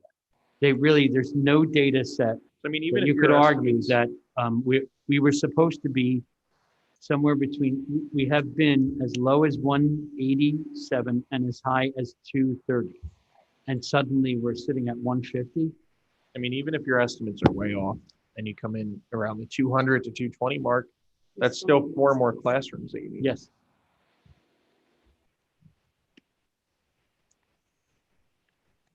So And even if home sales- even if you plan for just moving over pre-K, Cedar Mountain still might be packed. Yes, So then we would utilize this building for kindergarten possibly How could at some point. we would have to, Pre-K, K? in you would this have building? to, I'm not saying we're going to do this, but I'm saying you would have to move that fire door down. We would have The to. offices that we now have would be then converted into classrooms. You'd have to move us to the end of the building. None of this is terrible and none of Right. this is impossible. Right. But it gives you the flexibility because of the way this building is built with the one more single hallway, that you just move those fire doors and convert those offices. When will we have a good idea of the kindergarten That's a enrollment? great question. Mhm. That is a great question because everything is up in the air and because people are waiting to see what happens. I We think- don't, I think we did add an additional kindergarten registration though, right? And I Yes. believe when Mr. Shea opened it, we did have quite a large turnout. Wow. 65 kids registered. Wow. And how many do we, is that normal this time of year?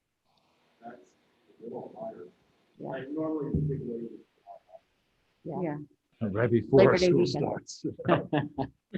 we always say, oh, it's August, let's Labor get the Day kids weekend. in. Yeah, December. Right. get to School. But we're preparing, at least for the pre-K piece. So you really do believe that you will have a shortage of space in that building in September? I do. I I do. think so. Yeah. Again, I think it's a combination of people who didn't send their kids to kindergarten now who will, and perhaps the unknown of how much space we need in each location. Well, that's the thing to too, the educate. social distancing piece. Yeah. That's why we need to keep this building. Otherwise, we'd be selling it. Yeah. And the social distancing was the big piece. That was Because the we whole thought we were piece. bringing everybody back Right. as opposed to blue and gold with remote. And because things kicked up again in the wintertime, which was entirely predictable, but Right. it really has thrown us for a loop. Adina and Jen, I want to give you a chance to jump in if you have questions or comments. Yeah, I mean, how much notice do we need to be ready to do that? Could we hold off a little and see what those numbers are for kindergarten? Or do you think we won't know anymore in a month? No, we have to hold off on, I mean, this is an important discussion, but we won't know real numbers until July. We're just preparing to try to, I mean, you're gonna have a whole influx of new families moving in June, July, and August. But we will have to budget for it. That's Yeah. the thing, is budgeting, yeah. Yeah, Yeah. I'd rather see us budget and have it not come to fruition than not budget. Of Yeah. course, you know? Right, okay. but I mean, if we have 65 right now. Yeah. And it's not even the time frame that you right, even, right. Although I will say this is a good problem. Oh, no, it's a great problem. I Yeah. love it. Yeah. I'm This is excited. it. Yeah. Adina? I was just gonna say, I feel like we just moved buildings and we just, put indoors and open new entrances. And obviously, if the need is there, we should do it. And Karen, like you said, it's better to plan for it and then not need it. Definitely need a little more discussion. We're uprooting those pre-K teachers again, so I definitely would vote just wait and not move the kids in the middle of the year. Wait till September. Wait till some more of those kindergarten numbers come in. But from what I hear so far, it sounds like there's a good possibility we're going to need to do this. Yeah, I definitely don't see a need to do it now. I mean, there's no compelling reason to uproot everybody in the middle of the Good. crazy year we're having already. Good. And we'll focus on it during buildings and grounds. We'll focus a little bit more on Walnut Ridge and, Take a see where look, we are. Yeah. And say, well, what would happen if, Right. and what would that mean? We can even label the classrooms and say, well, that would be 20, this would be 20, what would this look Yeah. like? So am I understanding the direction the board would like to go in is plan to budget for it, but, wait until we get the numbers, until we get closer to make that actual call? Yeah. Well, the question is, plan to budget for what? Just moving pre-K? Reopening, yeah. Well, pre-K and K. And then Cedar Mountain would only have one school in it, one year in it, or do we No, move no, two if you- down? If you move kindergarten down here, you would have to reconfigure the district. And then maybe Glen Meadow would only have 2 years in it. Yeah. I would love for Glen That would be Meadow to nice. only have 2 years in it. Yeah. But I think some of those considerations may be driven more by social distancing and where we're at with that. in And whether we September. could still virtually teach. Right. And there may be people who. Yes, and the question is, if the state is saying to us that parents have the ability to have their students virtual, there's a whole nother concern that we have to. Yeah. I think from a budgeting perspective, you have to look at the most realistic scenario. Yeah. And I think that the most plausible scenario is that pre-K would come back to this building. I don't know. Do you really think that you would move kindergarten down here? No, I'm just saying that if you move pre-K out of there with the increase in kindergarten, Cedar Mountain's going to be tight. Yeah, unless you have a massive. Yeah. So, But again, that's a good problem. It is a great problem.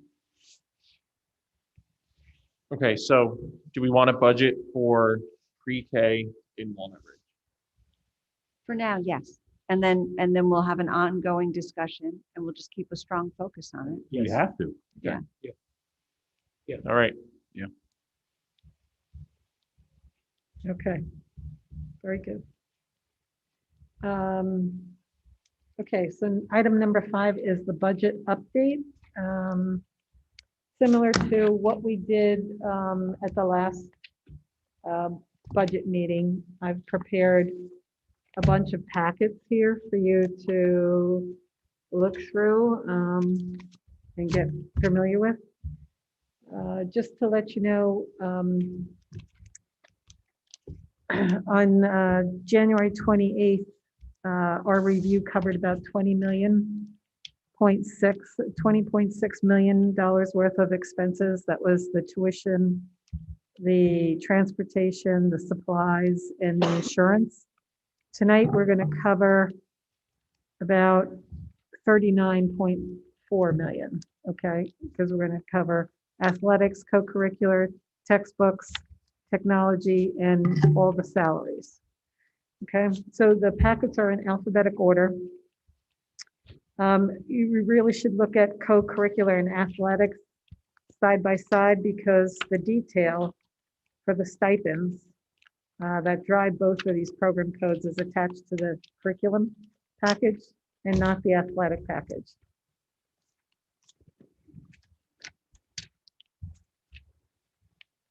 So if we start with the co-curricular,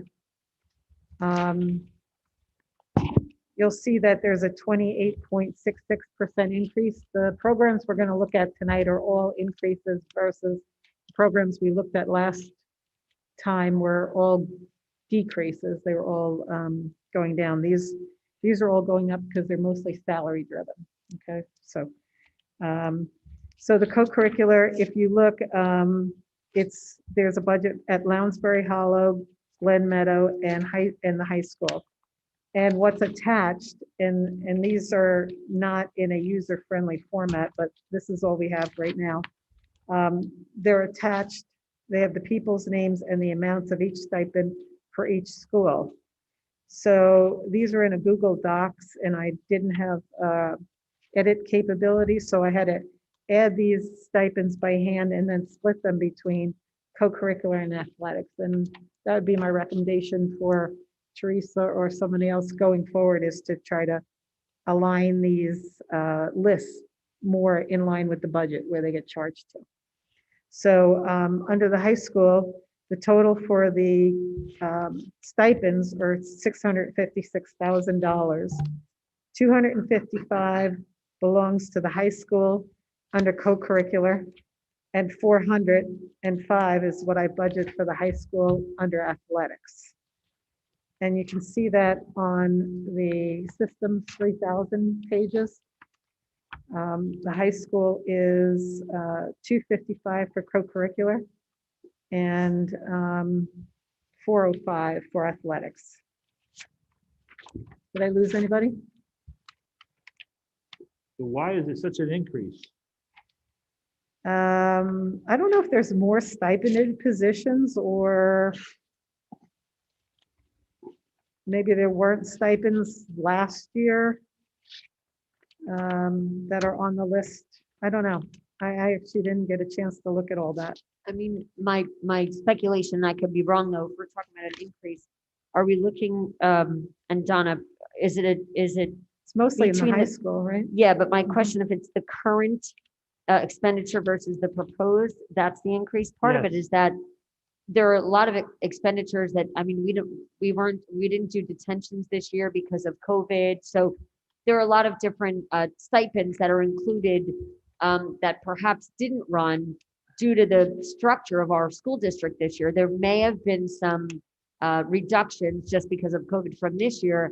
Would that show up as an increase in the future, or not necessarily? No, the No. percentage increases over the original budget to Oh, the new, okay. to the proposed budget. So the current expense and the outstanding doesn't come into play there.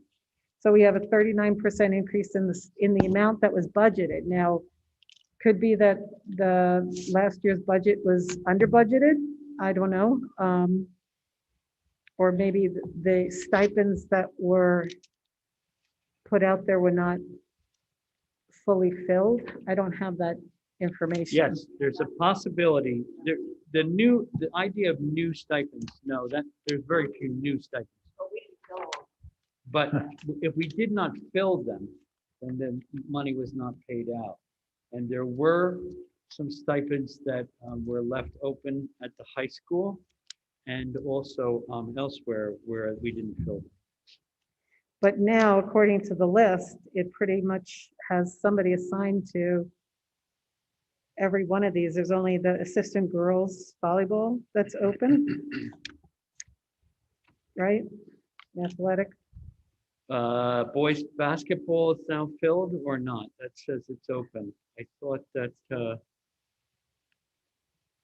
at Glen Meadow, I'm not sure whether. No, we're just in the high school right now. Oh, okay. All right. So the boys volleyball and basketball look like they're filled at the high school.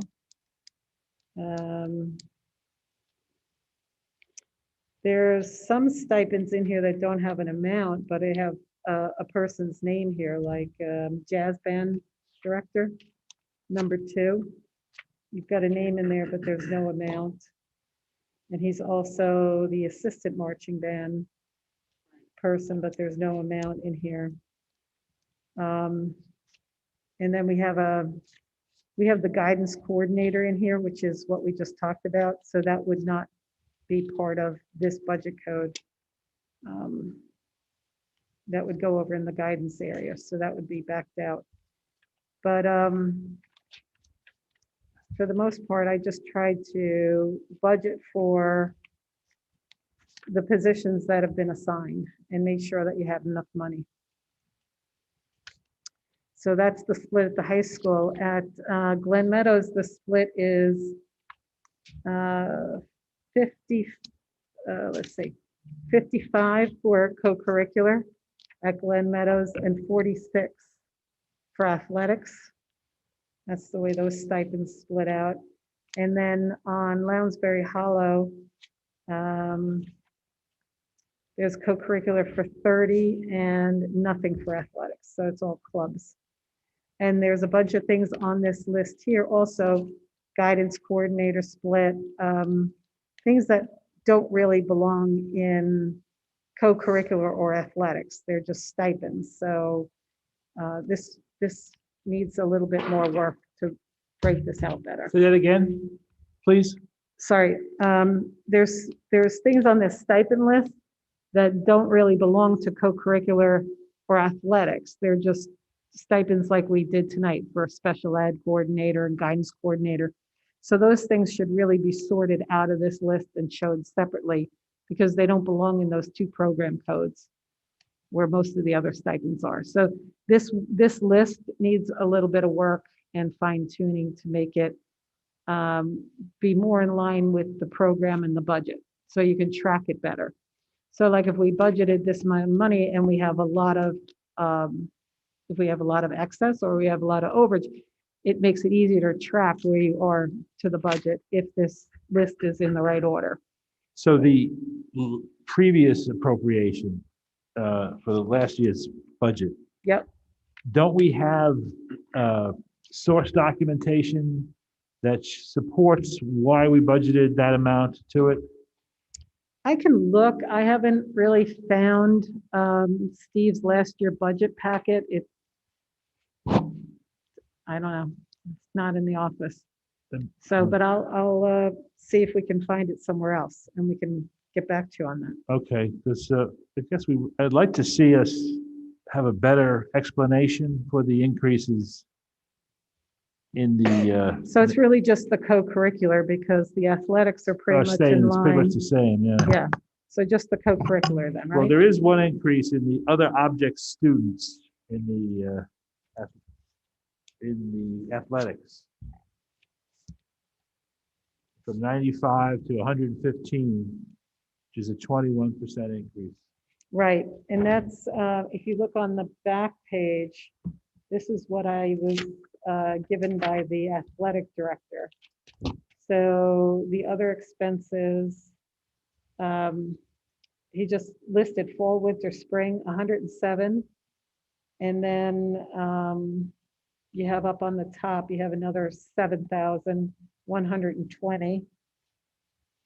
And then you have the ice hockey, which is a separate line. So that's like 115, those two things added together. So that's what I budgeted. It was based on his request. So previously we were under budgeted probably. That's what it looks like. Because the other one looks like it's at least 110. The 2021. 2021, I have 95 and 30. Well, it's 104 was 105 on the back page, plus the 6770. Oh, yeah, yeah. I see what you're saying. Okay. Mhm. All right, thank you.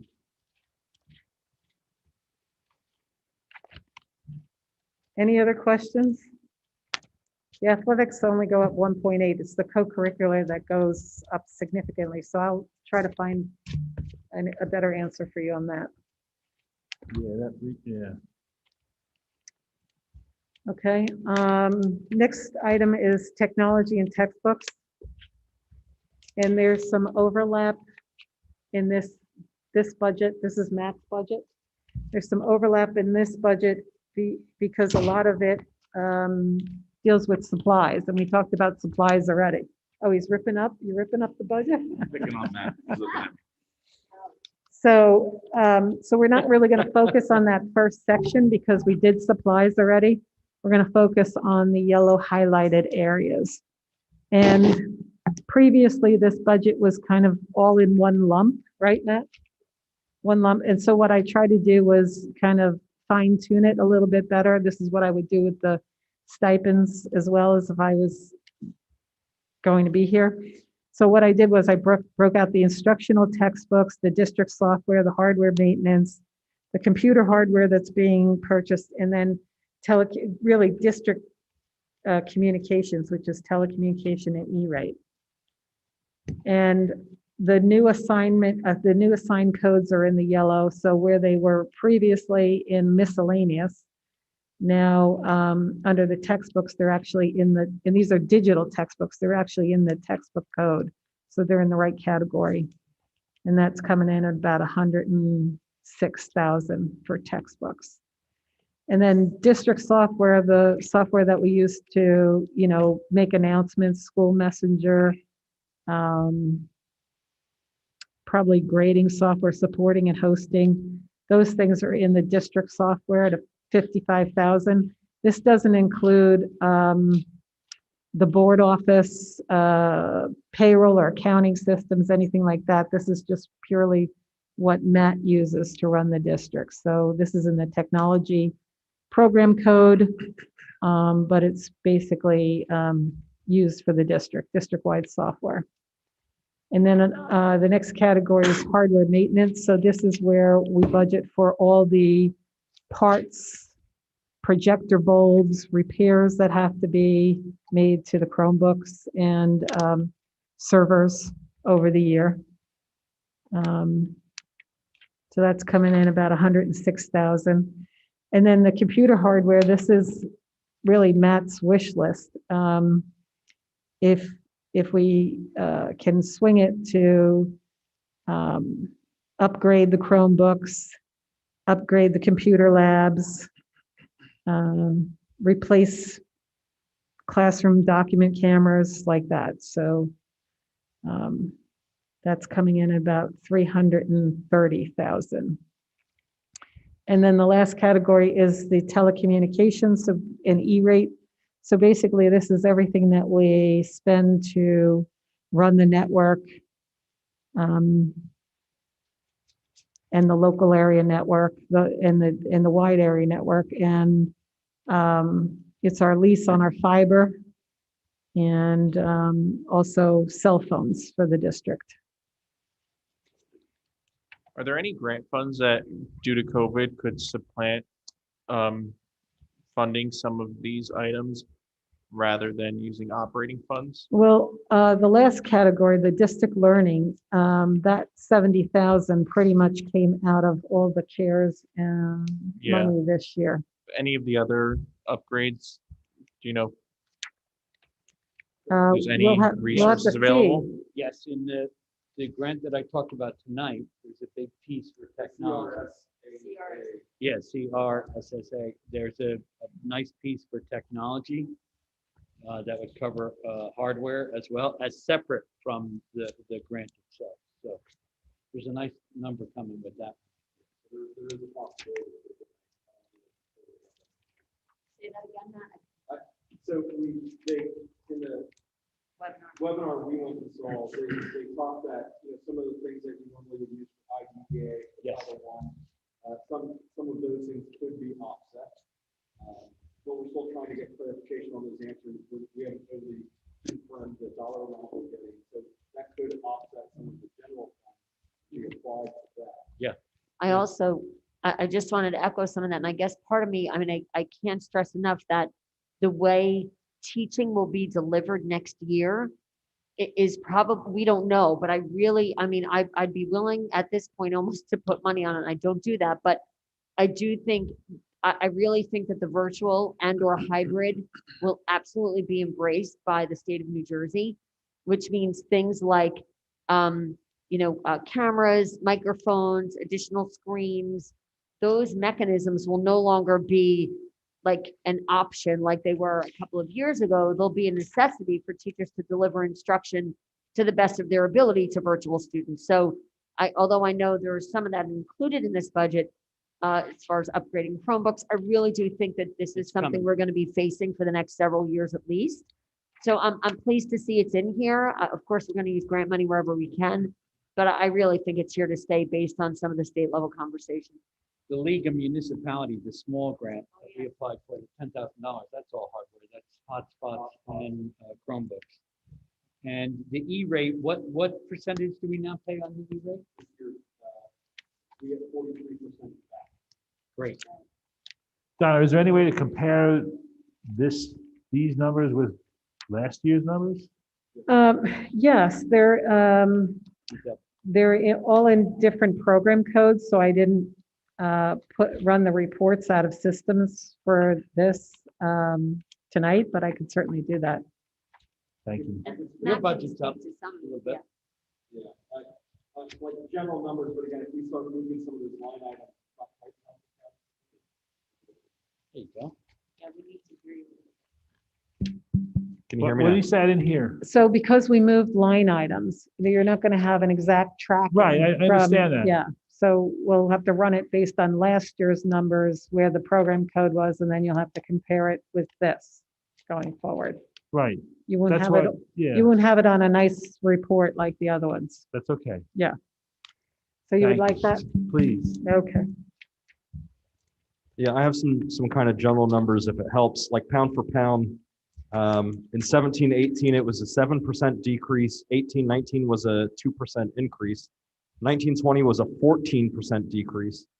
2021 was a 7% decrease to the budget. So it's out of the last 4 years, 3 of those years were decreases. And next year, this was including remote instruction that I don't know if we're going to need or not. I was looking at around a 10 to 11% increase. Increase? Increase. Thank you, Matt. Okay, so the next 3 packets are all dealing with instruction and with all salaries, and I broke it down into instructional, non-instructional, and then special ed. So first packet, instructional salaries, basically includes all your teachers. So are these your proposals for next year at this point? I'm sorry? Do these numbers include any recommended changes based on kindergarten numbers, things of that nature? Is that all factored in at this point or not yet? Well, we had 2 retirements for phys ed. We're only replacing 1.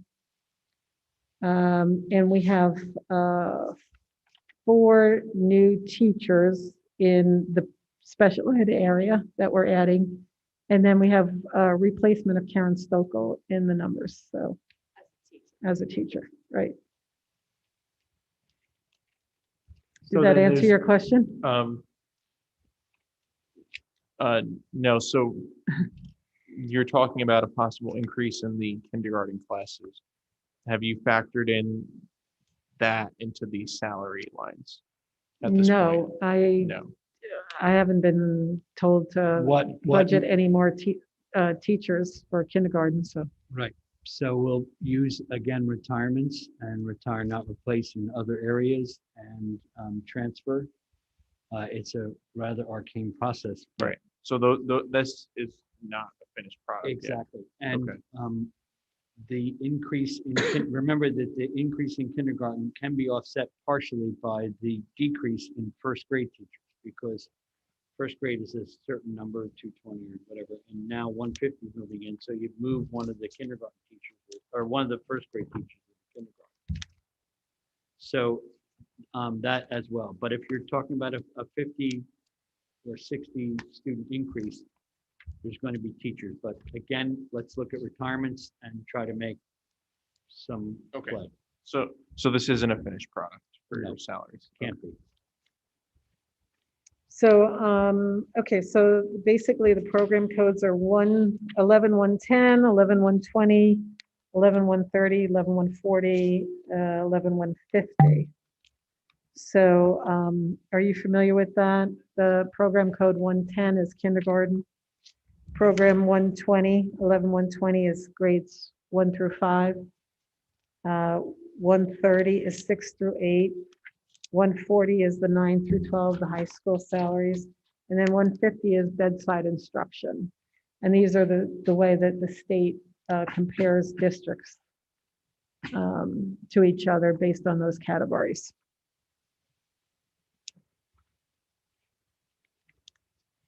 Overall, the instructional salaries are up 1.9%. So that's in line with our 2% growth. There's a couple outliers here. The Big grades one, percentages mean? yeah, the grades 1 through 5 subs for CM down 46.27. What is that category? Is Cedar Mountain would be the that substitute teachers? substitute teachers, correct. So I'm wondering why we're proposing so much less than what we used this year. If we do have an issue with subs and we're increasing their dollar values maybe, and it just seems like it's a lot less to propose than what we actually are using. So the original budget was 4,000 and we're proposing 36. No. Well, it was changed to 67,000. Yeah, it changes from 67,000 to 36, and it's minus 46.27, and our current expenses are 46,000. So we're proposing $10,000 drop in that, which, given what we're going through now, doesn't make sense. So you'd like to see that increased? Well, I'm just saying it doesn't make sense because if we, given what we're using now, and looking at the historical data, it's never been as low as 36,000, except for 17 to 18. Mm-hmm. Okay. So it just doesn't seem like a realistic number. All right. So we'll increase that like 10,000, bring it back up to 46. Yeah. Okay. 47. Well, is that our current expense so far? Our current expenditure is 46,000, yes. Right, which is so far. So we kind of have to extend that out to the end of the year, don't we, to get a proposed budget for the year? I guess. Yeah, I'm not sure what next year is going to look like. We haven't been using a lot of subs this year. That's why I'm like confused as to why this number is so high, but. We may be revisiting that 125 a day. I mean, obviously, that may bear some increase. And I mean, we just talked about being kind of always under the need of our subs, right? So the reality is that we need subs, we just don't have them. So I would think an increase would be warranted in that line. I guess I'm just looking at the 18 to 19 data at 79,000 and 19 to 20 at 56,000. And then this year at 46,000, and if you extend that out a couple months, you're up in the 50s. Mm-hmm. So, I mean, that kind of misrepresentation there, I think. So if you do the same thing on the next two lines, the 90s, that we have more than enough to cover. We just have to shift it, is what you're saying. Because the other lines are budgeted at 90,000, and we only have 14 and 28 year to date. So Right. No, that's a good point. There's wild swings from year to year in some of the exactly. substitute So lines. you don't know really what. And for me, for Cedar Mountain, for one grade, first grade, it's hard for me to believe we spent 46,000 in subs for half a year. I don't know. That's what. Are we putting something else to that line? Like That's what I have to go. I'd have maternity to ask. coverages or something? Yeah, I have to go back and look at payroll. Because it and looks see like what's some years there. you If have, they're throwing long-term subs in yeah, there, because like in where someone's 18, getting a BA. in 18, 19, you have 161,000 and 125,000 for some of your buildings. So, I mean, Yep. Mhm. So the long-term sub gets charged into the sub thing versus the salaries. Okay, have to well, that drill could down. explain it. That's for sure. let's see. So I'll get back to you on that and let you know what's in that 46,000, okay? Okay.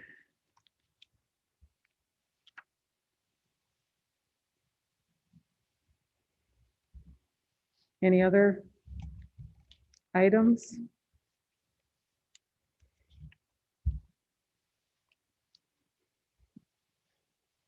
So your non-instructional salary packet, that's going to have a lot of changes if you factor in budgeting for this building. Yes. Well, I don't know. We didn't really talk about.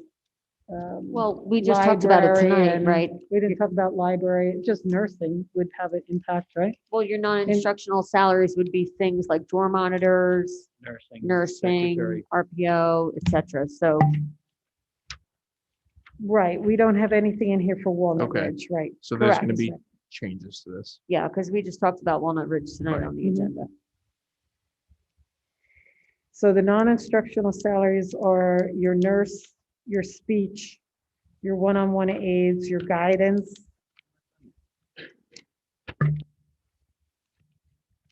We need to put in summer guidance amounts here still. I'm sorry, could we jump back to the instructional salaries for just Go a ahead. second?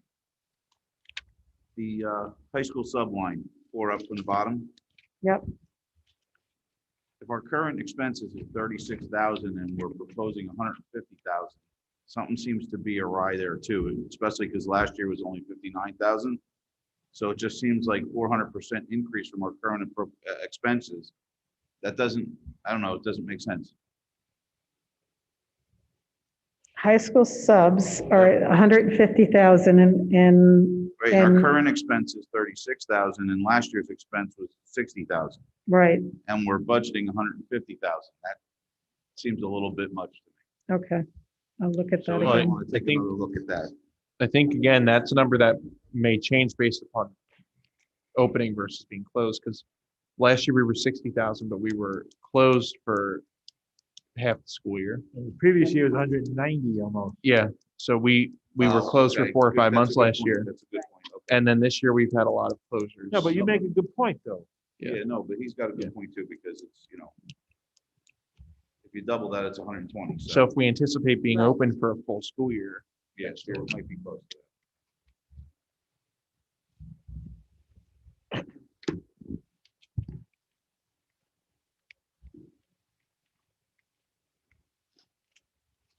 So we'll take a look, I'll take a look at all the sublines. yeah, that's a hard one to get a good read on Exactly, because we haven't had a normal school year right, in 2 school years. So right.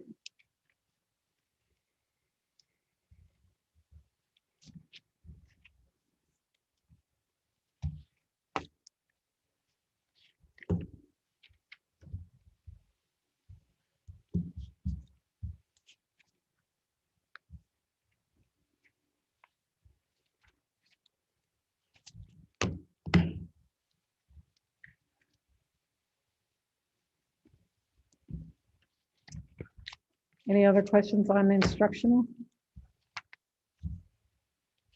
No? Okay. So on the non-instructional, then we're going through that guidance, child study team, curriculum development, library, and then the administrative codes for the district, for the schools, for the board office, for the building grounds.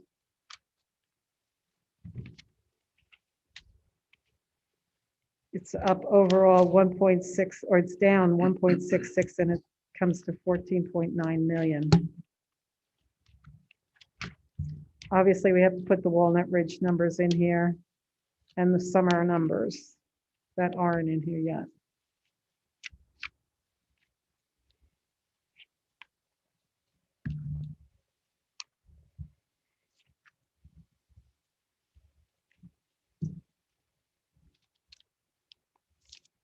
Just a question on 11000221 10408000030. I'm sorry, the one above that. Or actually both of those. I'm confused as to why such a large increase number there. 502% and 1,666%. It just seems like something, I don't know, either I don't understand what's going on there or something's not right.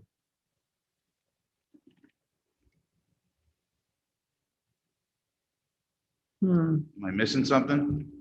Yeah, no. No, okay, no. because it just looked like Nope. that was a really big swing. Let me just look and see what happened. Indeed, there. if you look down at the next one too, you got a 692% increase. In some cases, I did switch people around where they were being charged. 25 is Glen Meadow. That's the 214. That's the 502 increase. So that's the Glen Meadow. So I have to make sure that I have the people in the right bucket. And then the 30 is that Lounsbury or Rolling Hills? 30, yeah. I think 30 is Rolling Hills and I think 40 is Lounsbury. Lounsbury. What? 30 is Lounsbury. 30 is Lounsbury, okay. So, let's see.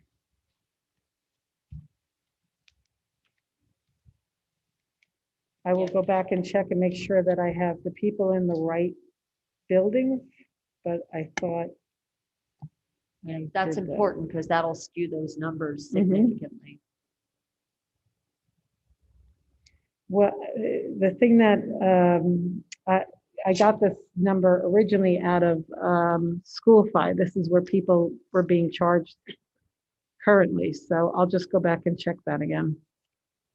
I mean, this entire report has so many anomalies on it of really, really high pluses and minuses. It just, And that's probably because people are just charged to different areas. it makes it tough though to compare it to the previous year unless you just look at the total. Right.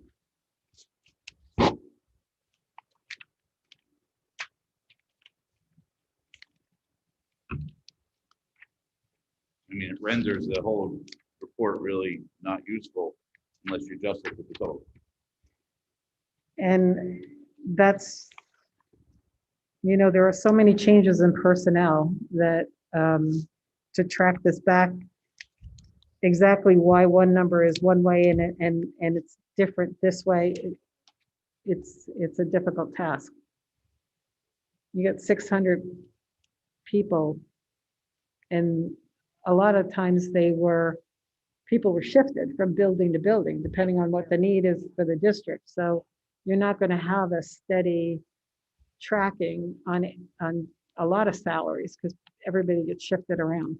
I think part of the challenge too, and Chuck and Donna will correct me if I'm wrong, is that we could probably look at our total certificated staff, for example. In other words, everybody who would be a teacher, a guidance counselor, et cetera, year over year, we would likely see a decrease of total, for example, certificated staff because of the retire not replace. But as Donna's saying, if we're shifting folks from one location to another, the way the budgeting software works, if I'm not mistaken, it's like grades 1 through 5, 6 through, they're moved into different buckets. So while our overall faculty is decreasing, depending on where the shifts are, it's going to show exactly what you're identifying, Martin, is these peaks, depending on how we move people around, and that's based on the reduction in state aid. But we do need to look at it just to make sure that's what it is. And it's hard to look at the current outstanding and the current expense yet because the retro that's missing from the beginning of September is not in here either. Yeah, I think that this format works well for certain budget categories that are more static. Things like utilities and supplies, where those aren't going to see those. Yeah, where there's no massive deviation. Right, those are deviations. pretty, right, standard. But with personnel, it becomes a puzzle. Then Every time look at you, it and make decisions. every time you approve the personnel changes on the agenda, you'll see sometimes people are just changing buildings, their assignments. So that all impacts this, So it is hard to identify on each line item because there are changes, especially in special ed. You have aides moving from here to there. It's very difficult tracking. But for this, like you could look at the end, it's minus 1.66. So you can assume that it's not crazy out of the water. It's not like 500% swing in the total number of personnel. Granted, but not being able to take a good look at it and track it doesn't give me a lot of confidence in that 1.66 number.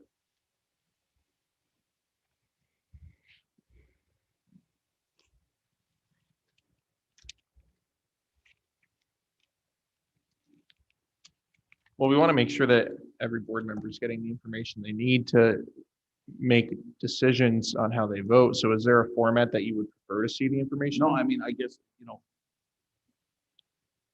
whatever we're using to do this doesn't lend itself to put the data in a format that makes sense in my eyes. So, and gives confidence to the backup data on that total number. There could be a mistake in there, you wouldn't know it. The other thing that I would just offer, and only because Martin wasn't with us in the past, and of course neither was Teresa or Donna, but something that Chuck and I and Steve did last year and the year before was to invite any board member in, and obviously we, prearrange a time, and Chuck, you remember these, we put things on like a big screen. Sure. And kind of go line by line, where we can show where some of these, if this is the case, show where some of these transfers have occurred, so that you would be able to see why there are these peaks and valleys in some of the lines. And you use the word confident, so it might make you feel more confident about what you're seeing, because I understand. I understand what you're saying. Yeah. I understand, that there's probably backup documentation on this, but Yeah, it just, right, you're given a piece of paper I with some know. totals on it and you're Yeah. expected to make a decision. right, However, you can't Right. scrutinize the backup data that comes to that total number. right. And when you're talking about millions of dollars, it just Yeah. makes sense to be able to see the Right. data and have confidence that that data is correct.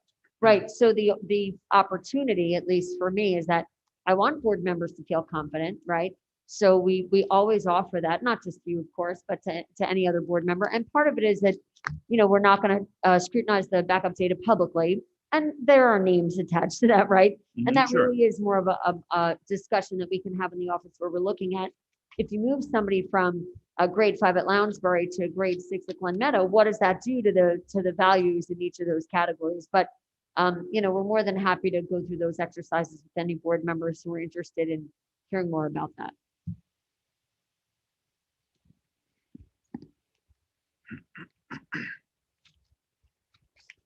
And the last category is the special education program salaries.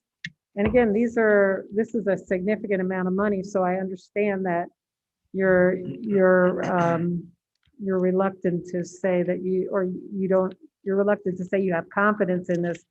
But we will definitely reconcile this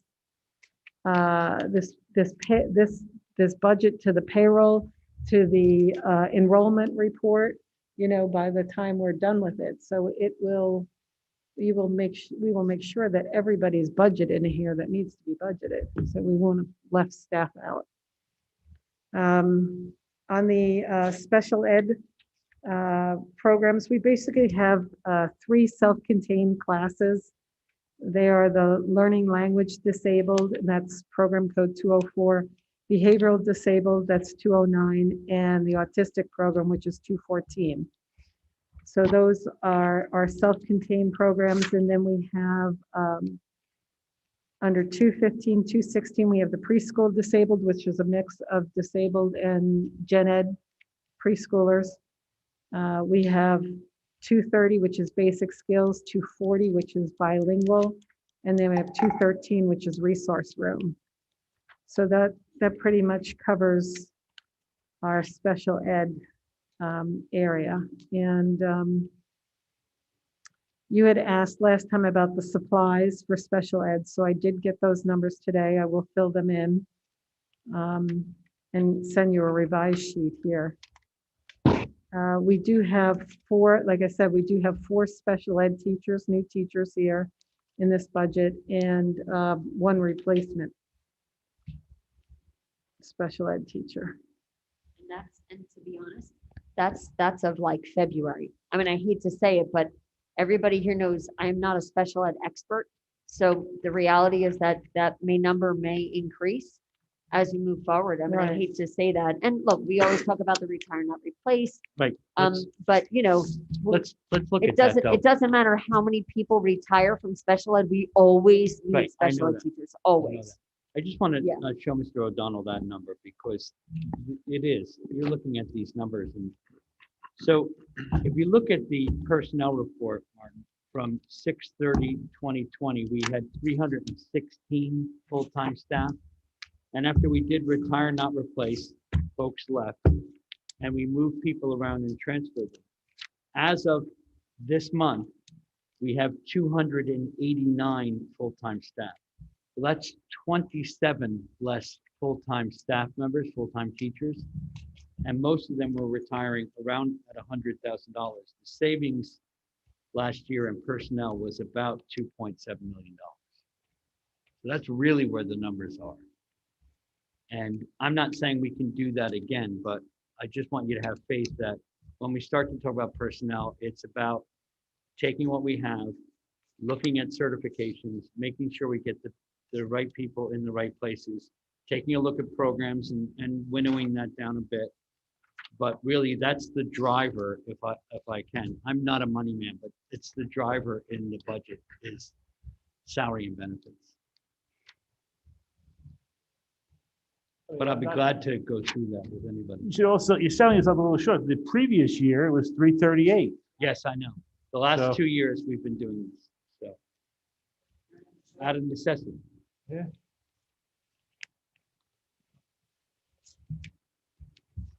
Okay. Any other questions on these packets?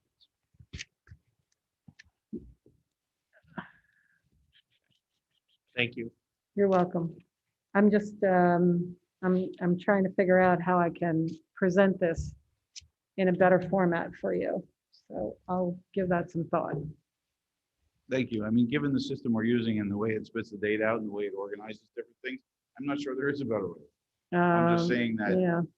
you know, looking at it, it just, When you look at the summary, the lines, they're not as bad as some of the individual program codes, the swings Right. where people get switched back and forth. So overall, the totals, like Teresa said, they're in line. So overall. That's all I have for the budget update. And then the last item we have to talk about is just reviewing the budget calendar. The Finance Committee met on the 9th of February and wanted to make sure that at this work session, we reviewed all the dates with everybody on the board so that they were comfortable with any additional meetings that were added, and also wanted to talk about the public forum on the budget, which was the week of April 12th through the 16th, right after spring break. So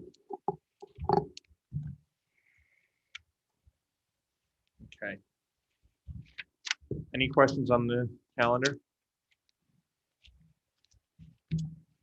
Were we going to have a budget-only meeting in February? I think we talked about doing that the week of the governor's budget address, and the thought was to have that first week of March. Is that on the Yeah, calendar? wasn't there a Yes. turnaround? Okay, Yeah. all right, good. A week turnaround, so it was Mhm. first week of March. Okay, thank you. Is that already on the calendar? Yeah, it yes, is. it's Okay. March 2nd. Okay, thank you. Okay. We have two recommendations, three Two recommendations. recommendations, yep. Okay, so recommendation number one, it is recommended that the board approve professional development and travel that complies with the provisions of NJSA 18:11-12, attachment WS5. We have a motion for recommendation one. To move, Ms. Pellet, second. Second. Mr. O'Donnell, questions or comments? Seeing none, can we please have a roll call vote? Mr. Annunziata, Yes. Mrs. Lubner, Yes. Mrs. Mitchell, Yes. Mr. O'Donnell, yes. Ms. Pellet, yes, Mr. Sweeney. Yes, Motion carries. Recommendation number two, it is recommended that the board accept the resignation of board member Mr. Bradley Sparta, effective January 22nd, 2021. We have a motion for the recommendation. to move, Mr. O'Donnell, second by Ms. Pellet. Questions or comments? I'd like to thank Mr. Sparta for all of his dedication and the amount of hours that he spent here as a board member. It is not easy to be a board member. Everyone knows that. And it usually takes a toll on a person because of the hours that they spend. But Mr. Sparta and his family have dedicated their time and energy to the district. So thank you. I'd also like to just echo for a moment a special thanks to Mr. Sparta. When I started as superintendent of schools here in Vernon, Brad was the president. And as I've said to Mr. Annunziata, I've learned a lot from him as the president, and I equally learned from Mr. Sparta when he served as president, and of course in his subsequent roles as board member. So thank you to Mr. Sparta for his dedication to the Vernon School District. Any other questions or comments? Okay, seeing none, can we please have a roll call vote? Mrs. Ludner, Yes. Mrs. Mitchell, Yes. Mr. O'Donnell, Yes. Ms. Pellet, Yes. Mr. Sweeney. Yes. Mr. Annunziata. Yes. Recommendation number 3, it is recommended that the board accept the resignation of board member Mr. Mark Chili effective March 1st, 2021. We have a motion for the recommendation. Move to accept. Motion by Mr. O'Donnell, second. Second. Second by Ms. Lutner. Questions or comments? Likewise, I'd like to thank Mr. Chili for all of his efforts. The last 2 contracts, the VTEA and the VTAA, directed by his guidance. And again, for his hours away from family, thanking him and all board members for all that they do for the district. So, Mark, thank you. And Chuck always beats me to it, but I wanted to add one more thing about Mark.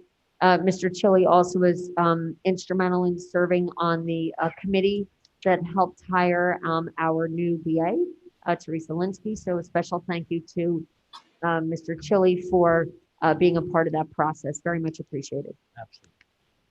Just want to confirm with the board that they are fine with the plan to interview for both seats on the same night in March.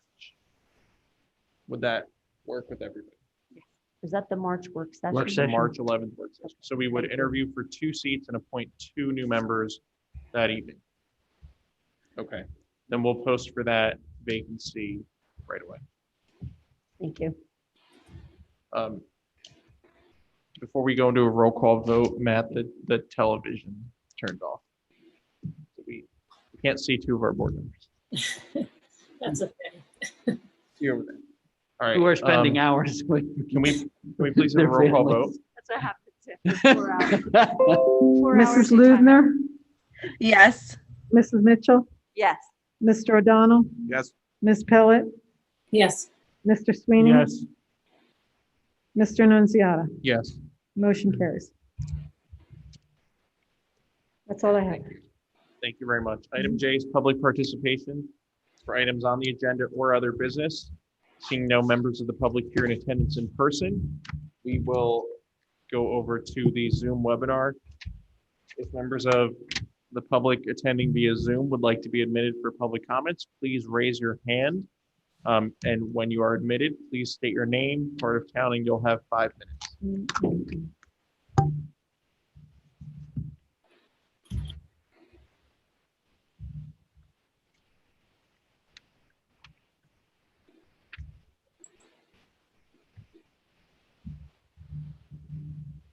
Okay, seeing no members of the public raising their hand, we will close it to the public at this time. Item K is open board member forum.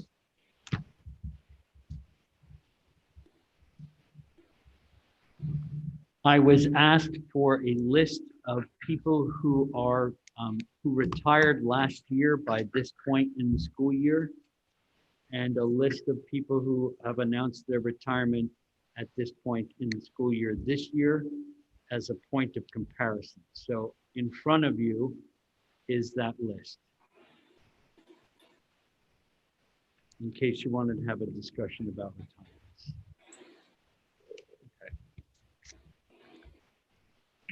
Thank you for that information. You're welcome. Okay, seeing no other comments, can we have a motion to adjourn? Move. Ms. Pellet, second by Ms. Mitchell. All in favor? Aye. Aye.